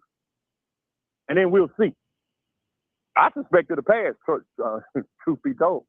But hey, I suspect the people would choose it. But nevertheless, the people want to be entertained. But I will say one thing. Was it Einstein who says the definition for insanity is keep doing the same thing you've always done and expect different results? Do you not believe it's should Montgomery? The question is, should Montgomery take a chance on this or not? If it goes well, everybody's a hero. If it doesn't, then everybody's. So here's what I'm saying. Yeah, take a chance, but take care of everything else first. That's going to increase the likelihood that the chance that you do take on this will be a success. That's all I'm saying. Would you be all right with half of the 375? Once again, what are you going to do with it? What are the results? What are the returns? True. Yeah. That's true. I mean, I borrowed $200,000 one time. Didn't have no plan with it. Lost all of it. Yeah. You gotta have a plan, man, to get a return on that before you even go sit down talking about. That's one thing about real estate. It's easy to go buy a house, no money down, but the most important thing is how you're going to get out of it, how you're going to make a profit. Many people look all happy about, let me go buy this house, right? But they buy the house, next thing you know, the house in foreclosure because they never thought about the cost or what their exit plan was going to be. I think in real estate and any type of investment, the most important thing is how you're going to get out of it and what's the end result. Are you going to make money, right? Is this thing going to drag you down? And I think right now we're just looking in, we want to get in it. Nobody's thinking about how we're going to maintain it and get out of it and what the real cost is going to be. The real cost is not going to really be the debt. Maybe we could come up with a way to pay that $20 million. What I'm saying is they borrowing. But it's $20 million. It's a $20 million a year. Yeah, $20 million a year you got to pay. Well, okay, but if we get this loan, it's going to be more than $20 million. We're paying $20 million now. Yeah, that's what I'm saying. We got to pay it. So we borrowing money to make the payment. So that already tell you we can't afford it. And I think they're doing the way they structured it, it's going to be interest only. So what I'm saying is, man, we already starting off wrong because we right now don't have the money to pay for it. Okay, so we borrow money to pay for it. Explain that interest only thing to us so we can understand that. All right, so what it is when you're doing interest only, you're not paying down the principal. All right, you borrow $1 million, right? I know a lot of this happened over in California because my house was like $1.5, $3 million over there, right? Mm-hmm. So what they do is they borrow it and they just pay interest only. And then if they got a low interest of 2%. You know what I'm saying? So you're only looking at probably, $6,000 a month maybe, right, on a $3 million house. And the real payment is going to be $15,000 to maybe $20,000 on that once you start paying the principal down. So right now you're just paying just the interest only on that loan. And they borrow the money to pay that. Now, once again, that's an idea that's floated out. I got some inside information that's how it's going to be done. Because right now we don't have the money to pay for it. Because if you did, we wouldn't net. Right now, all the money that's coming in is getting spent. So therefore, it's not like we got cushion of $7 million, $8 million that we're throwing down to the bottom line that we can use to pay that. So what we're doing right now is we borrowing that money because we don't have the revenue yet to cover the loan once we get it. So that's what I'm saying. I mean, you already borrowing money, and so that's how you're going to do it. I mean, it's a good question. Once again, it ain't nothing against Reed. Y'all notice I ain't said nothing bad about him. It's out of attack ad. I'm just asking simple accounting questions. That's it. So you owe the people, who many are not, don't understand it, not thinking about it, you owe the people to break that down as simple as you can. That's why the video that I did was real simple. It didn't get into the accounting jargon and graphs. I was speaking slow because of AI. All of that. That's a simple thing. And I think if the mayor put something like that together and we can look at, make it plain, break it down so a third grader can understand it, then we'll say, okay, we on it. Truth be told, if they did break it down like that and still address other issues that we had with a plan to do that, so that when people do show up, they ain't going, man, look at this grass. Yeah. Man, why we're number 2 police officers? Man, that's when a fight broke out. So whatever. Let me ask you a question. Again, my profession is not yours. Let's say we get involved in the interest payment only thing for the time being. I would imagine at some point you have to pay on the principal, right? Yes, sir. And that principal payment is going to be a little higher than the interest only. Yeah, because you notice even on your 30-year mortgage, what percentage go to principal? Oh, that's why people say you want to reduce. Yeah. Yeah, they say if you want to reduce your interest payments, make an extra payment. Some people even do 2 payments a month. I mean, something as simple as that can save you millions of dollars in interest. And along this side, tens of millions. So those are the type of things that you could do. I mean, if it works on a $250,000 house, it can work on something like this. But the point is, you're not touching the principal. Okay, so here, okay. Therein lies, I think, if we're gonna have so what we're saying initially when we get the loan, interest only, if that's the way it is constructed, then it's gonna be easy on our pockets. But at some point, it's gonna get tougher. Let me tell you something. If we didn't borrow the money to make those interest only payments, it wouldn't be easy. So we borrowed the money to make the payment. It's like you're gonna borrow a house, man. Buy a house. Sometimes you get a second loan, right? To the second mortgage to pay the down payment. Many folks ain't gonna do that, but like a lot of banks want to see you got skin in the game. You got to at least do something, 5% or whatever the case may be. But if you borrowing the down payment, it came somewhere, they're gonna say you're not financially able to deal with that. So we borrowing the money to make the payment, which gives us. I mean, look, if they're not, I got this from good source, but if they're not doing that, then say that. I think it's a question that has to be asked. Yeah, absolutely. It's a question. I never even thought of. I'm not a financial guy. Looking at my checking account, I can understand why. But I understand. So if we only paying it like I go buy a new car. Hey, you get a 2.2, a 2.5 loan rate. Interest rate. Yeah. Okay, we're right on. Hey, for the first couple of years, all you got to do is pay interest only. I said right on. So I'm happy. I'm happy going out the door. But all of a sudden, 2 years go by real quick when you owe money. Yep. And then the value of the car don't depreciate. Right. They don't even cover the loan. You owe $15,000 on an $8,000 car. You can't sell. You can't do anything. Call the repo man, but you can't repossess other things. Hey, here's what I'm saying. I got to go back up in these salt mines in a minute. So here's what I'm saying. What I'm saying is this: the question that I put: can the city afford it? If the city can't afford it, then let's see. If you're saying we build it, they're gonna come, then show me how the people gonna come, and then when they do come, how is it gonna how is it gonna work? And then if there's a lag or 2 or 3 year lag in between before you finish and they come, because nothing, when you first build it, it takes a minute for it to get up to full capacity. So it could take 3 to 4 years before all of a sudden you got a book calendar. So let's show this, let's see what it looks like. And then, I think also at the same time, you need to rank this in terms of importance. If you think getting this, if they saying we build an arena, they're going to come, we're going to make so much money that now we can afford new police officers, new cars. So that means what? For the next term, that means August come, you all get back in office, you win. So that means for the next 4 years, we're going to be looking at this doggone city being like it is now until that money starts coming in. And once again, if some new mayor come in, that new mayor ain't going to have 200 police officers the first 4 years. It's a gradual working up. So it's, you may get 30 the first year, 30 the next year, stuff like that. It's going to take a minute before you get up to full capacity. That's what I'm saying. In the meantime, there's issues like that. You need to be able to deal with those things and show how you're going to deal with it. And then what about garbage? You got the white garbage trucks. Which one? Okay, look at it this way. You saying that the people paying more. How much does it cost additional revenue to rent those garbage trucks than if you just simply say, let me double the salary for our people. So now you're saying $150,000 for I think it might be worth paying them that much money. Paying them more money than anybody in the freaking city is paying for diesel mechanics.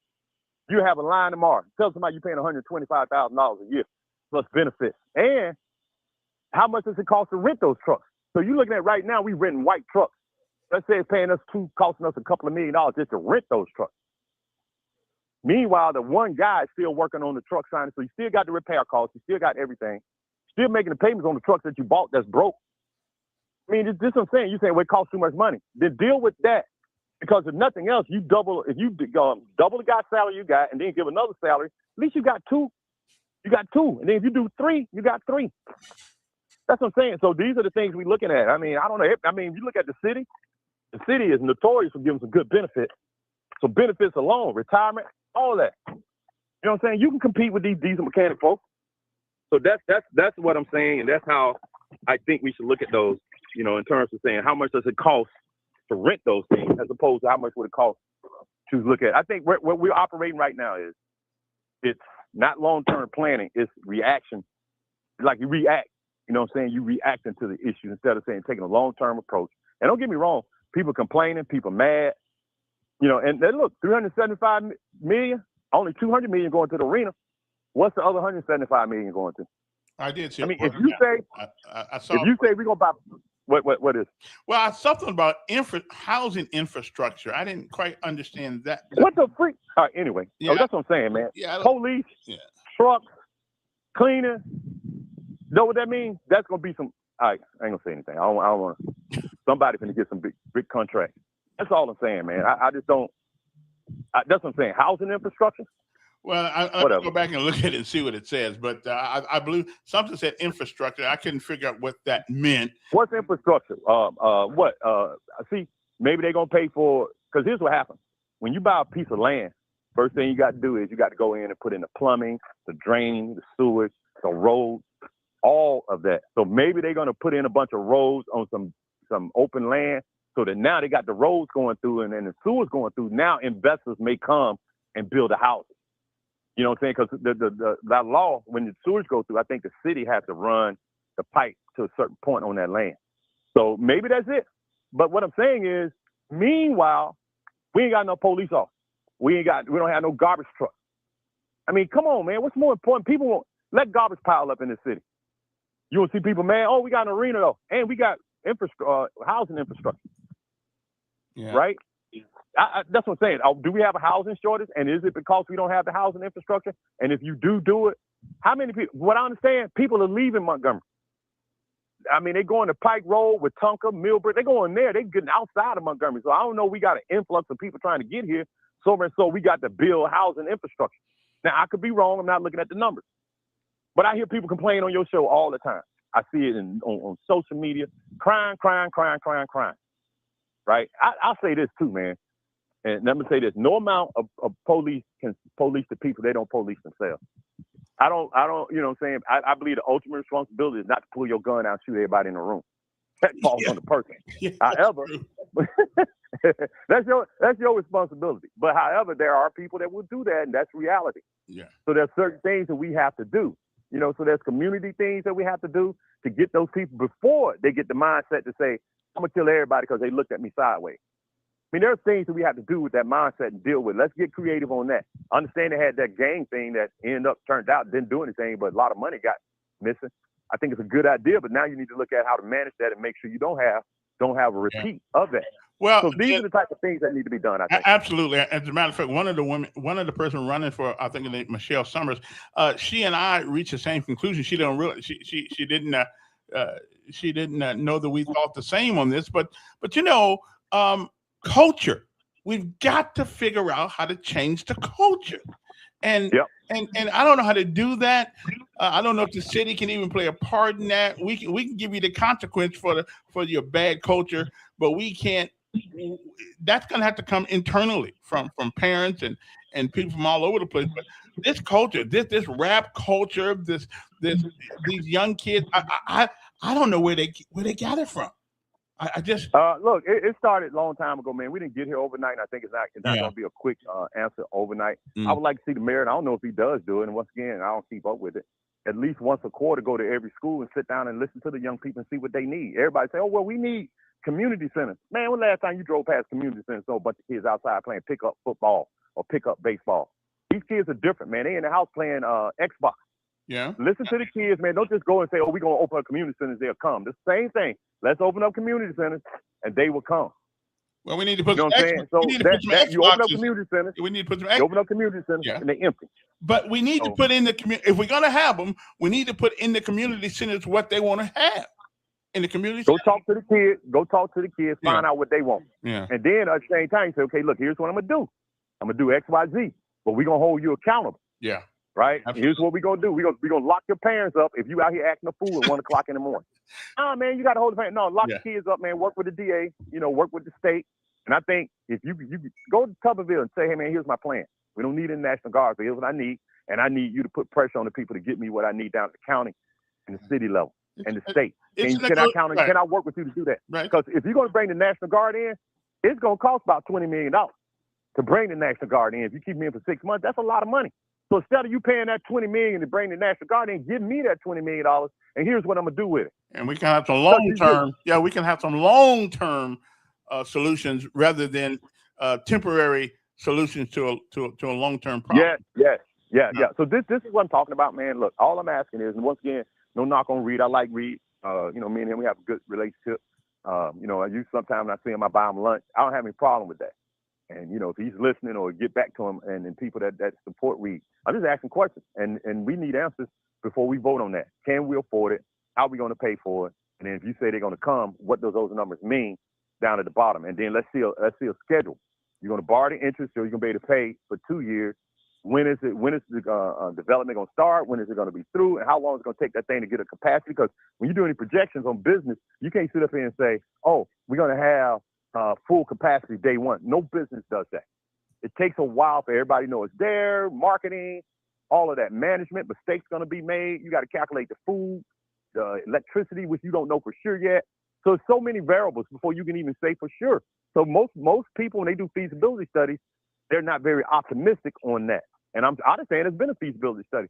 Put the feasibility study out there, man. Let's everybody look at it. And I'm talking not the feasibility of that business, but the feasibility in conjunction of the whole budget and everything else that's priority. You say you're going to address police officers, how are you going to address that, and what are you doing to address that? And put those numbers in there, because if you get 200 police officers, what does that mean 5 years from now? In terms of, it's $100,000 per car, and about $100,000 to train and pay when you throw in benefits and overtime. So you're talking $200,000 per officer, right? So you throw in 200 officers, what's that? $20 million a year? What else? $40 million a year. So this is the things that we need to look at. We need to address. So down the line, we got $40 million just to secure the city. That's before we deal with the garbage trucks and everything else. Let's say you say we can't afford it. So what's your thing? What's your thing to do that? Then a thing I put in too, we had an parks and entertainment budget that went from 0 2 years ago. Now it's almost $8 million. What is that? What are you paying for? Are we in the entertainment business now? I don't know, man. That's what I'm saying. If that's $8 million that you're paying, how much are we getting in return for that? Are we making money on that? Is it breaking even? That you putting that much money into it?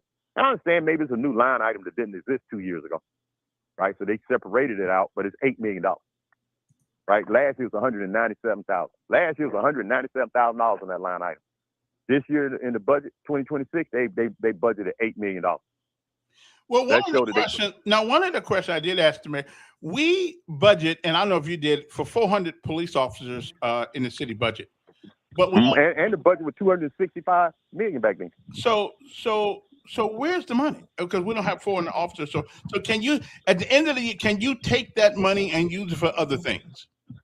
Yeah, because most of that goes in the general fund, right? So there's no police budget. It's a line item in the general fund. So it's just priority. It's each administration decide what they want to spend the money on. Right. I think when COVID came, the city never looked good. But for some reason, when COVID came, they just stopped cutting grass. So over those 2 years, they never went back to put the money in it. That's why the city looks worse. I heard people that say, man, every time I come back, Montgomery looks worse. So they used to cut the grass to a certain extent, but now, once they put that over somewhere else, they haven't put it back. It hadn't came back to say, hey, let's cut the grass and let's make the city look better. Man, I don't know where I y'all would like to live, see how- because I don't see that. Where I live, it looks Dude. all right. All right, Where y'all look, live? Y'all go over off Carmichael, and yeah, it looks good. Okay, Carmichael, those kind of places you come off, man. For some reason, they can find the money to get that cut. Right. Yeah. So I don't know what's going on, but compare that to when you get off 65 or Fairview and those areas up in there, and cut through those and see what it looks like. Let me tell you why it's like that, because the people over there complain. Over here, we got used to it, so we don't say anything. But see, I don't think we need to operate on one side complaining, the other side not complaining. I think the whole city should look good, or none of it look good. But If you I'm don't, cutting grass on you don't Carmichael, believe, I'm gonna cut grass on Fairview. right? But you don't believe that there is a orchestrated effort not to cut grass every place. But I mean, it's only so many people. I don't say it's a conscious decision, Yeah. but like anything, man, if you got certain people complaining, they're gonna get attention. Well, I mean, We'll get, so everybody knows that, man. You got to keep, look, if people, like, for example, go in a convenience store on the west side, pull up, grass ain't cut, the stuff you see walking in is garbage in the parking lot. You go in, the floor ain't clean. The people treat you like dirt, right? Bad attitude. They mad, and you don't even know them. Then go over to another convenience store over on the other side of town. It's clean, grass cut, parking lot, because they know people ain't finna come in there if it look like that. You treat people bad, next thing you know, you out of business. of course, now wait a minute. Some of our customers treat them bad. Yeah, man, but nevertheless, they smile and take it. It's what you tolerate. So we tolerate it on the west side, and we don't have no expectation of the grass getting cut. And so naturally, we move money over where else. I mean, it's all this finite budget. We can't just print money. So it's a finite budget, and then you got your priorities on entertainment. So $7 million now, from $197,000 to $8 million for parks and entertainment.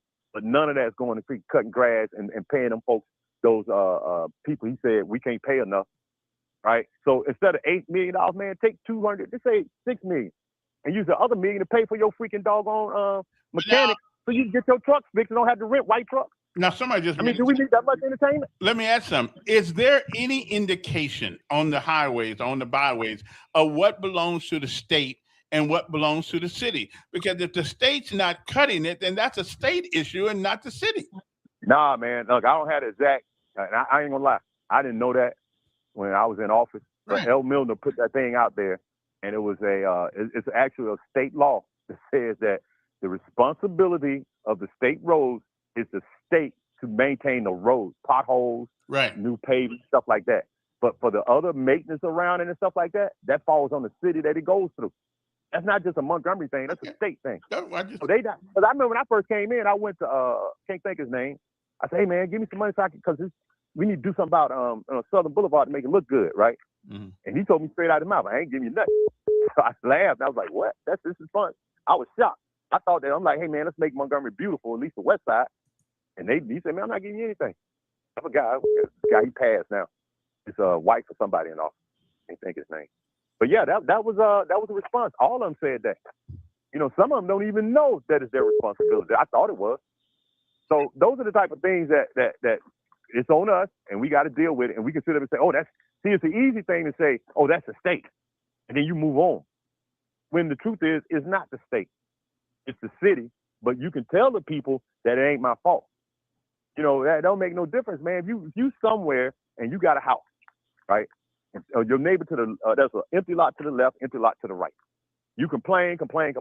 But you cutting your grass, people go down the street, your house looking bad. okay. I'm going to cut both of them lots because So let me. I'm trying to make my house look good. Right. Let me ask you one more question. So, because Camilla's saying highways are the state of Alabama problem, but that's not true. Really, the state of Alabama has the responsibility of upkeeping the road, but not the grass. Is that? Ask L. Milner. I'll go find it. L. Milner, he found it because he heard what the mayor said, and he went and found it. And I was like, I didn't know that. I actually did not know that. So I mean, I think somebody needs to do a better job of saying, hey, this says this says that. And you know, like I said, you know, if there's an old person next to you can't cut his grass, but you got you a $300,000 house, most people gonna cut their neighbor grass because when folks go down the street, it's gonna make the whole neighborhood look good.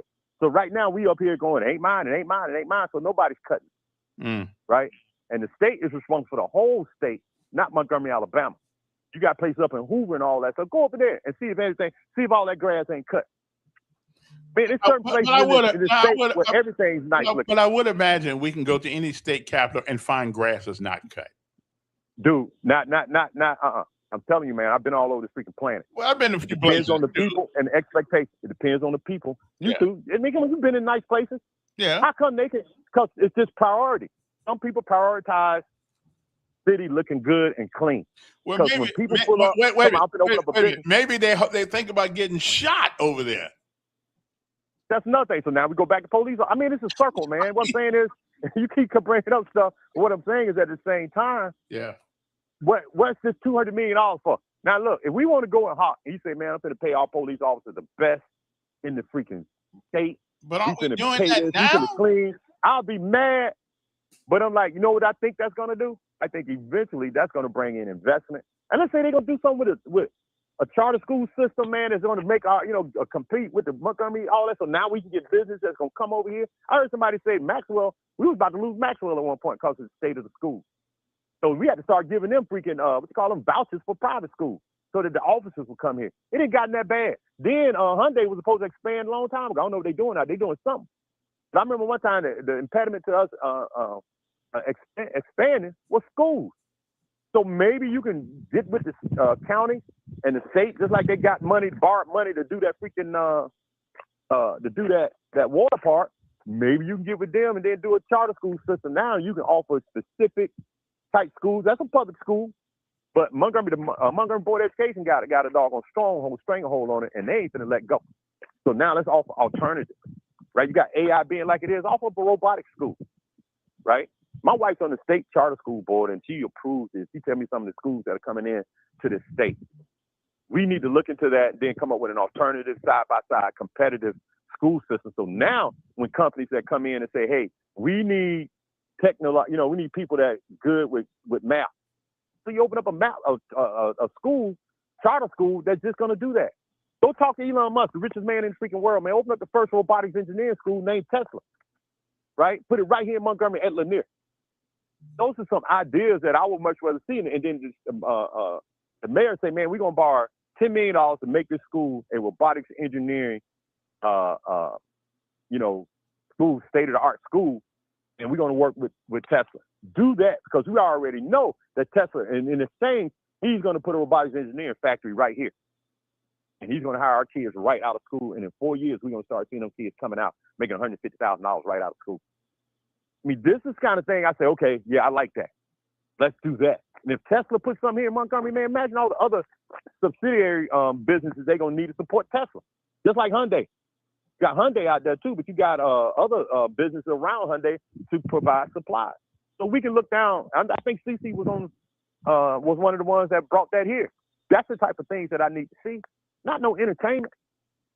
So that's all I'm saying, man. Can we afford it? We need to see it. And I think it should be a ballot initiative. That's what I think. That $375 million going to stop a whole lot. If the people decide, yeah, that's what we want, then I guess we can. But I suspect they're going to decide because people. Well, we need something to do, but they ain't looking. At least show how when you do put on the ballot initiative, show how you're going to pay for it. Mm. We don't need to rush, man. They're trying to vote tomorrow on that thing. Yeah. I don't.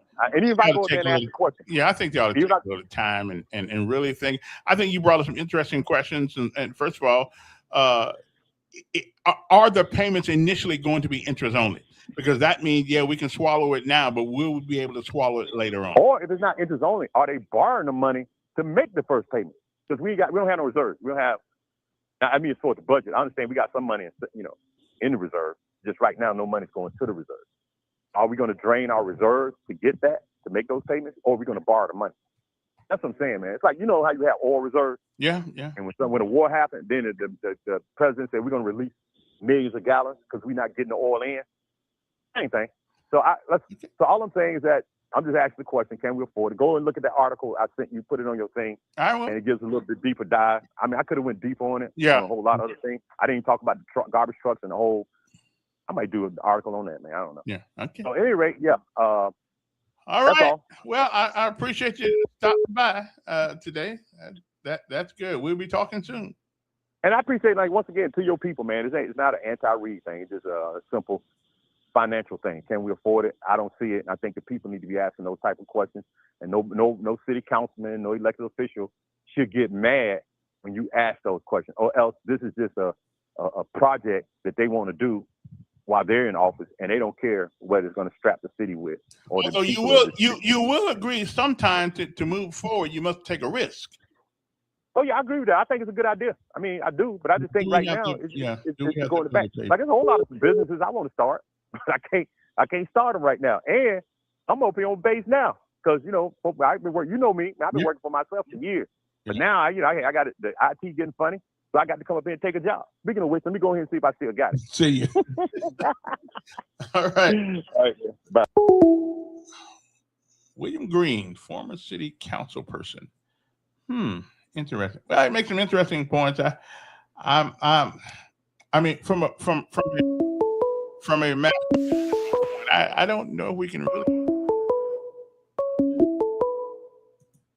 Yes, Don. Montgomery Whitewater, Willie Durham was a big part of that. Am I the only one that remembers that they promised us hotels and eating places along there, that the Porch Creek Indians were going to come and build a hotel? Am I the only one that remembers that? There ain't been one day that Whitewater has been open that it took in more money than it paid out.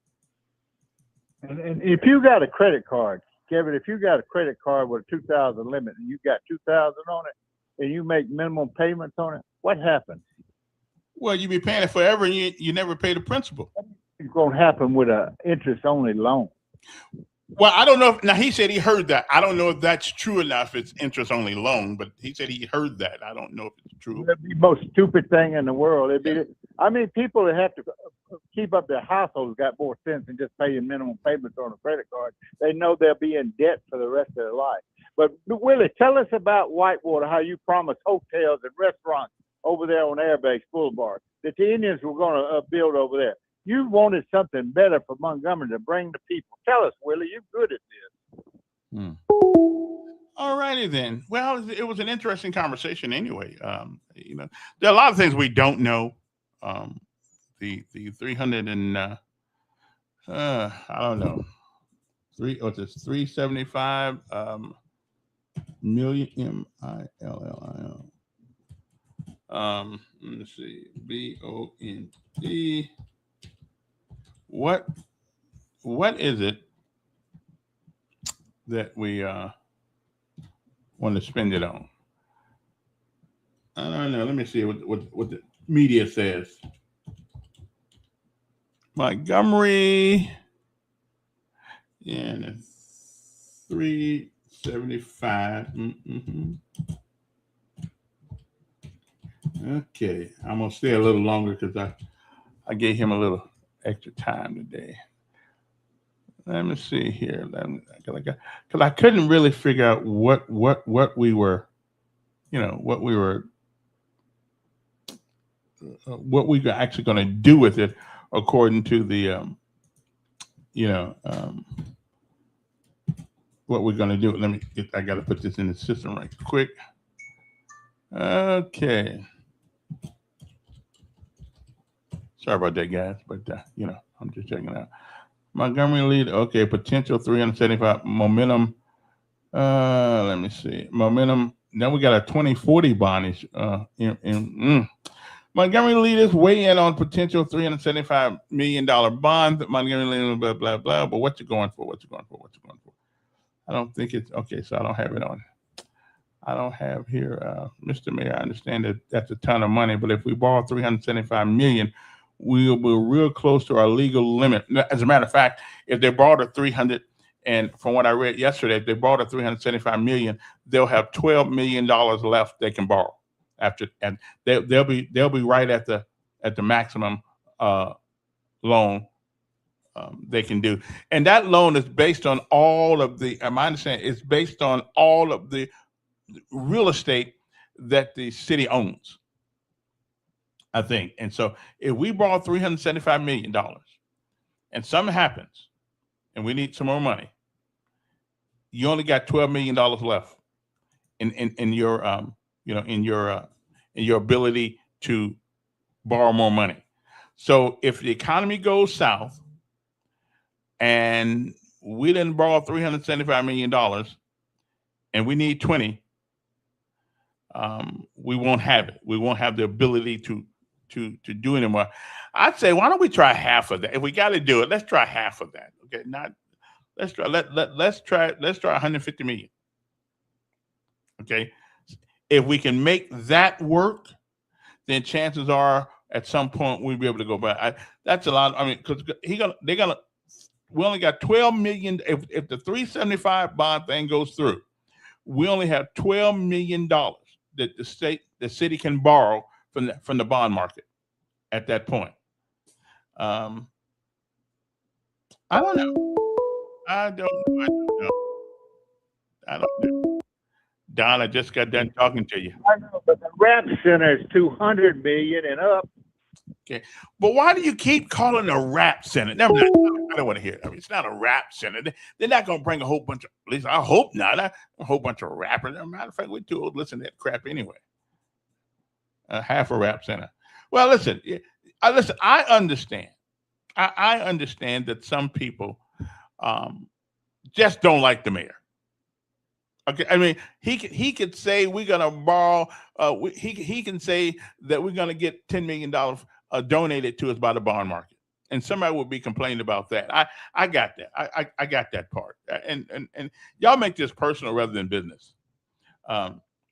Me, I look at it like a car. I look at it like buying a new car and you got an old car that you haven't paid off yet. Well, you buy a new car, sure, but every dime that you owe, because I've done this about 3 or 4 times in the last 20 years, the money that you thought you were saving, you're not, because the old car payment goes into the new car payment, and now you got an old car payment that's depreciated, and the new car is not worth as much money as you got to pay for it because you got the old car folded into that one. Well, we already owe money. Okay, we already owe money, so I don't know. Okay. Let's do what the orange guy done. Well, I don't know. A great idea. Half a rap center. Well, y'all in your rap center thing. So y'all say that to be derogatory. We do need a civic center. We do need one. There is no doubt in my mind we need one. Can we get some of the rich people in town to donate like the president did on that other thing? Can we get people around here they can't take all that money with them anyway? Can they donate some and we can borrow some? I mean, we put their name on the center. We can put their name on the new civic center. Can we get private donations for it? I mean, if we really want it, is Bubba and Leroy willing to up $20 a month for a while to see if we can raise the money? For it. Are we willing to do that? I don't know, but I mean, first of all, if we cannot invest in our own self, then how in the world can we ask everybody else to do it? So I'm thinking, let's put some private government, how do they say that?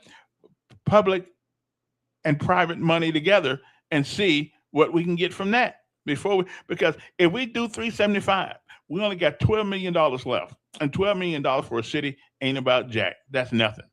Okay, that's not even payroll for the month.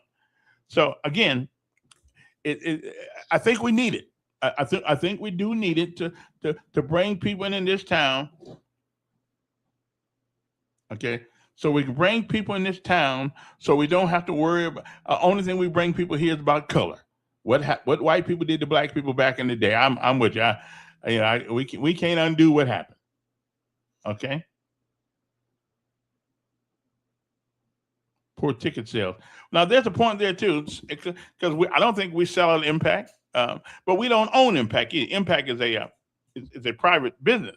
So anyway, there's going to be much more conversation about this before it's done, I hope. Let's see. They only want to count money when they think black folks will benefit from it. Well, the Civic Center won't be for black folks only. Okay. See, y'all got to stop putting color in this. Okay, there's only one color that matters here, and that's green. If we can, get it. And again, some people call it a rap center. Most of it don't even like rap. Okay, but it would be nice to get some of the the stuff that goes to St. Louis or the stuff that goes to Mississippi, other things, but not too many people go to Mississippi. Go to Nashville. I mean, Nashville is not, 200 miles away? Nashville is not that far. Now, I agree with him on one thing. And I think our airport needs a little bit more fixing so we can get people actually land here rather than land in Atlanta. But anyway, that's a whole different. That's a story for another day. Anyway, I gotta go. We'll replay this later on around 3:00 or so, something like that. Okay, so y'all can listen to William then. Okay, they inflated the price high. Well, we'll see. Y'all have a great day. Oh, I got to give you lesson of life today. Lessons of life today. Y'all forgot all about it. The lessons of life today is this. Okay, because I know y'all been waiting to hear this because it is what comes easy won't last, and what lasts won't come easy. Live long enough, and you'll say that to your kids and your grandchildren, who may think success is like microwave popcorn. It only takes 3 minutes. Again, what comes easy won't last, and what lasts won't come easy. Live long enough, and you'll say this to your kids and your grandkids who think that success is like microwave popcorn. Ready in 3 minutes. It takes a minute to be successful. Okay, most of the time, other people think you're successful when you don't think it. Okay, so anyway, those are the lessons of life today. So take your time, come up with a plan. Somebody said if you don't plan, you plan to fail. Okay, so we got to plan this out because this money, once we go in debt with it, it's our debt. When I say our debt, everybody who lives in Montgomery is going to pay a piece of that. And if the economy does go down, we got to raise that money some kind of way. And there's only one way. There's only one way the government raises money. Yeah, they print a little bit for themselves, but they get the rest of it from us. Okay, so we might need to think hard, long about this $375 million. And if we do take it, we got $12 million left. We reached our limit up to $12 million. We got $12 million left. So I don't know. I'll leave that to the people in office. Unless I get it off, then I'll make my decision. All right. But right now, I don't know. I know one thing. If it's only paying the interest only loan, I'm a no. Because sooner or later, the other bill comes due. And where are we going to be at then? We'll be back tomorrow. The good Lord says the same. But what do you think? $375 million. Are you willing to take a chance? Because I say you, me, and everybody else, because if we're alive, we'll be the person paying the money back if things go wrong. Way wrong. We'll be paying it. Take the water bill high now. Woo! We'll be back. Have a great day.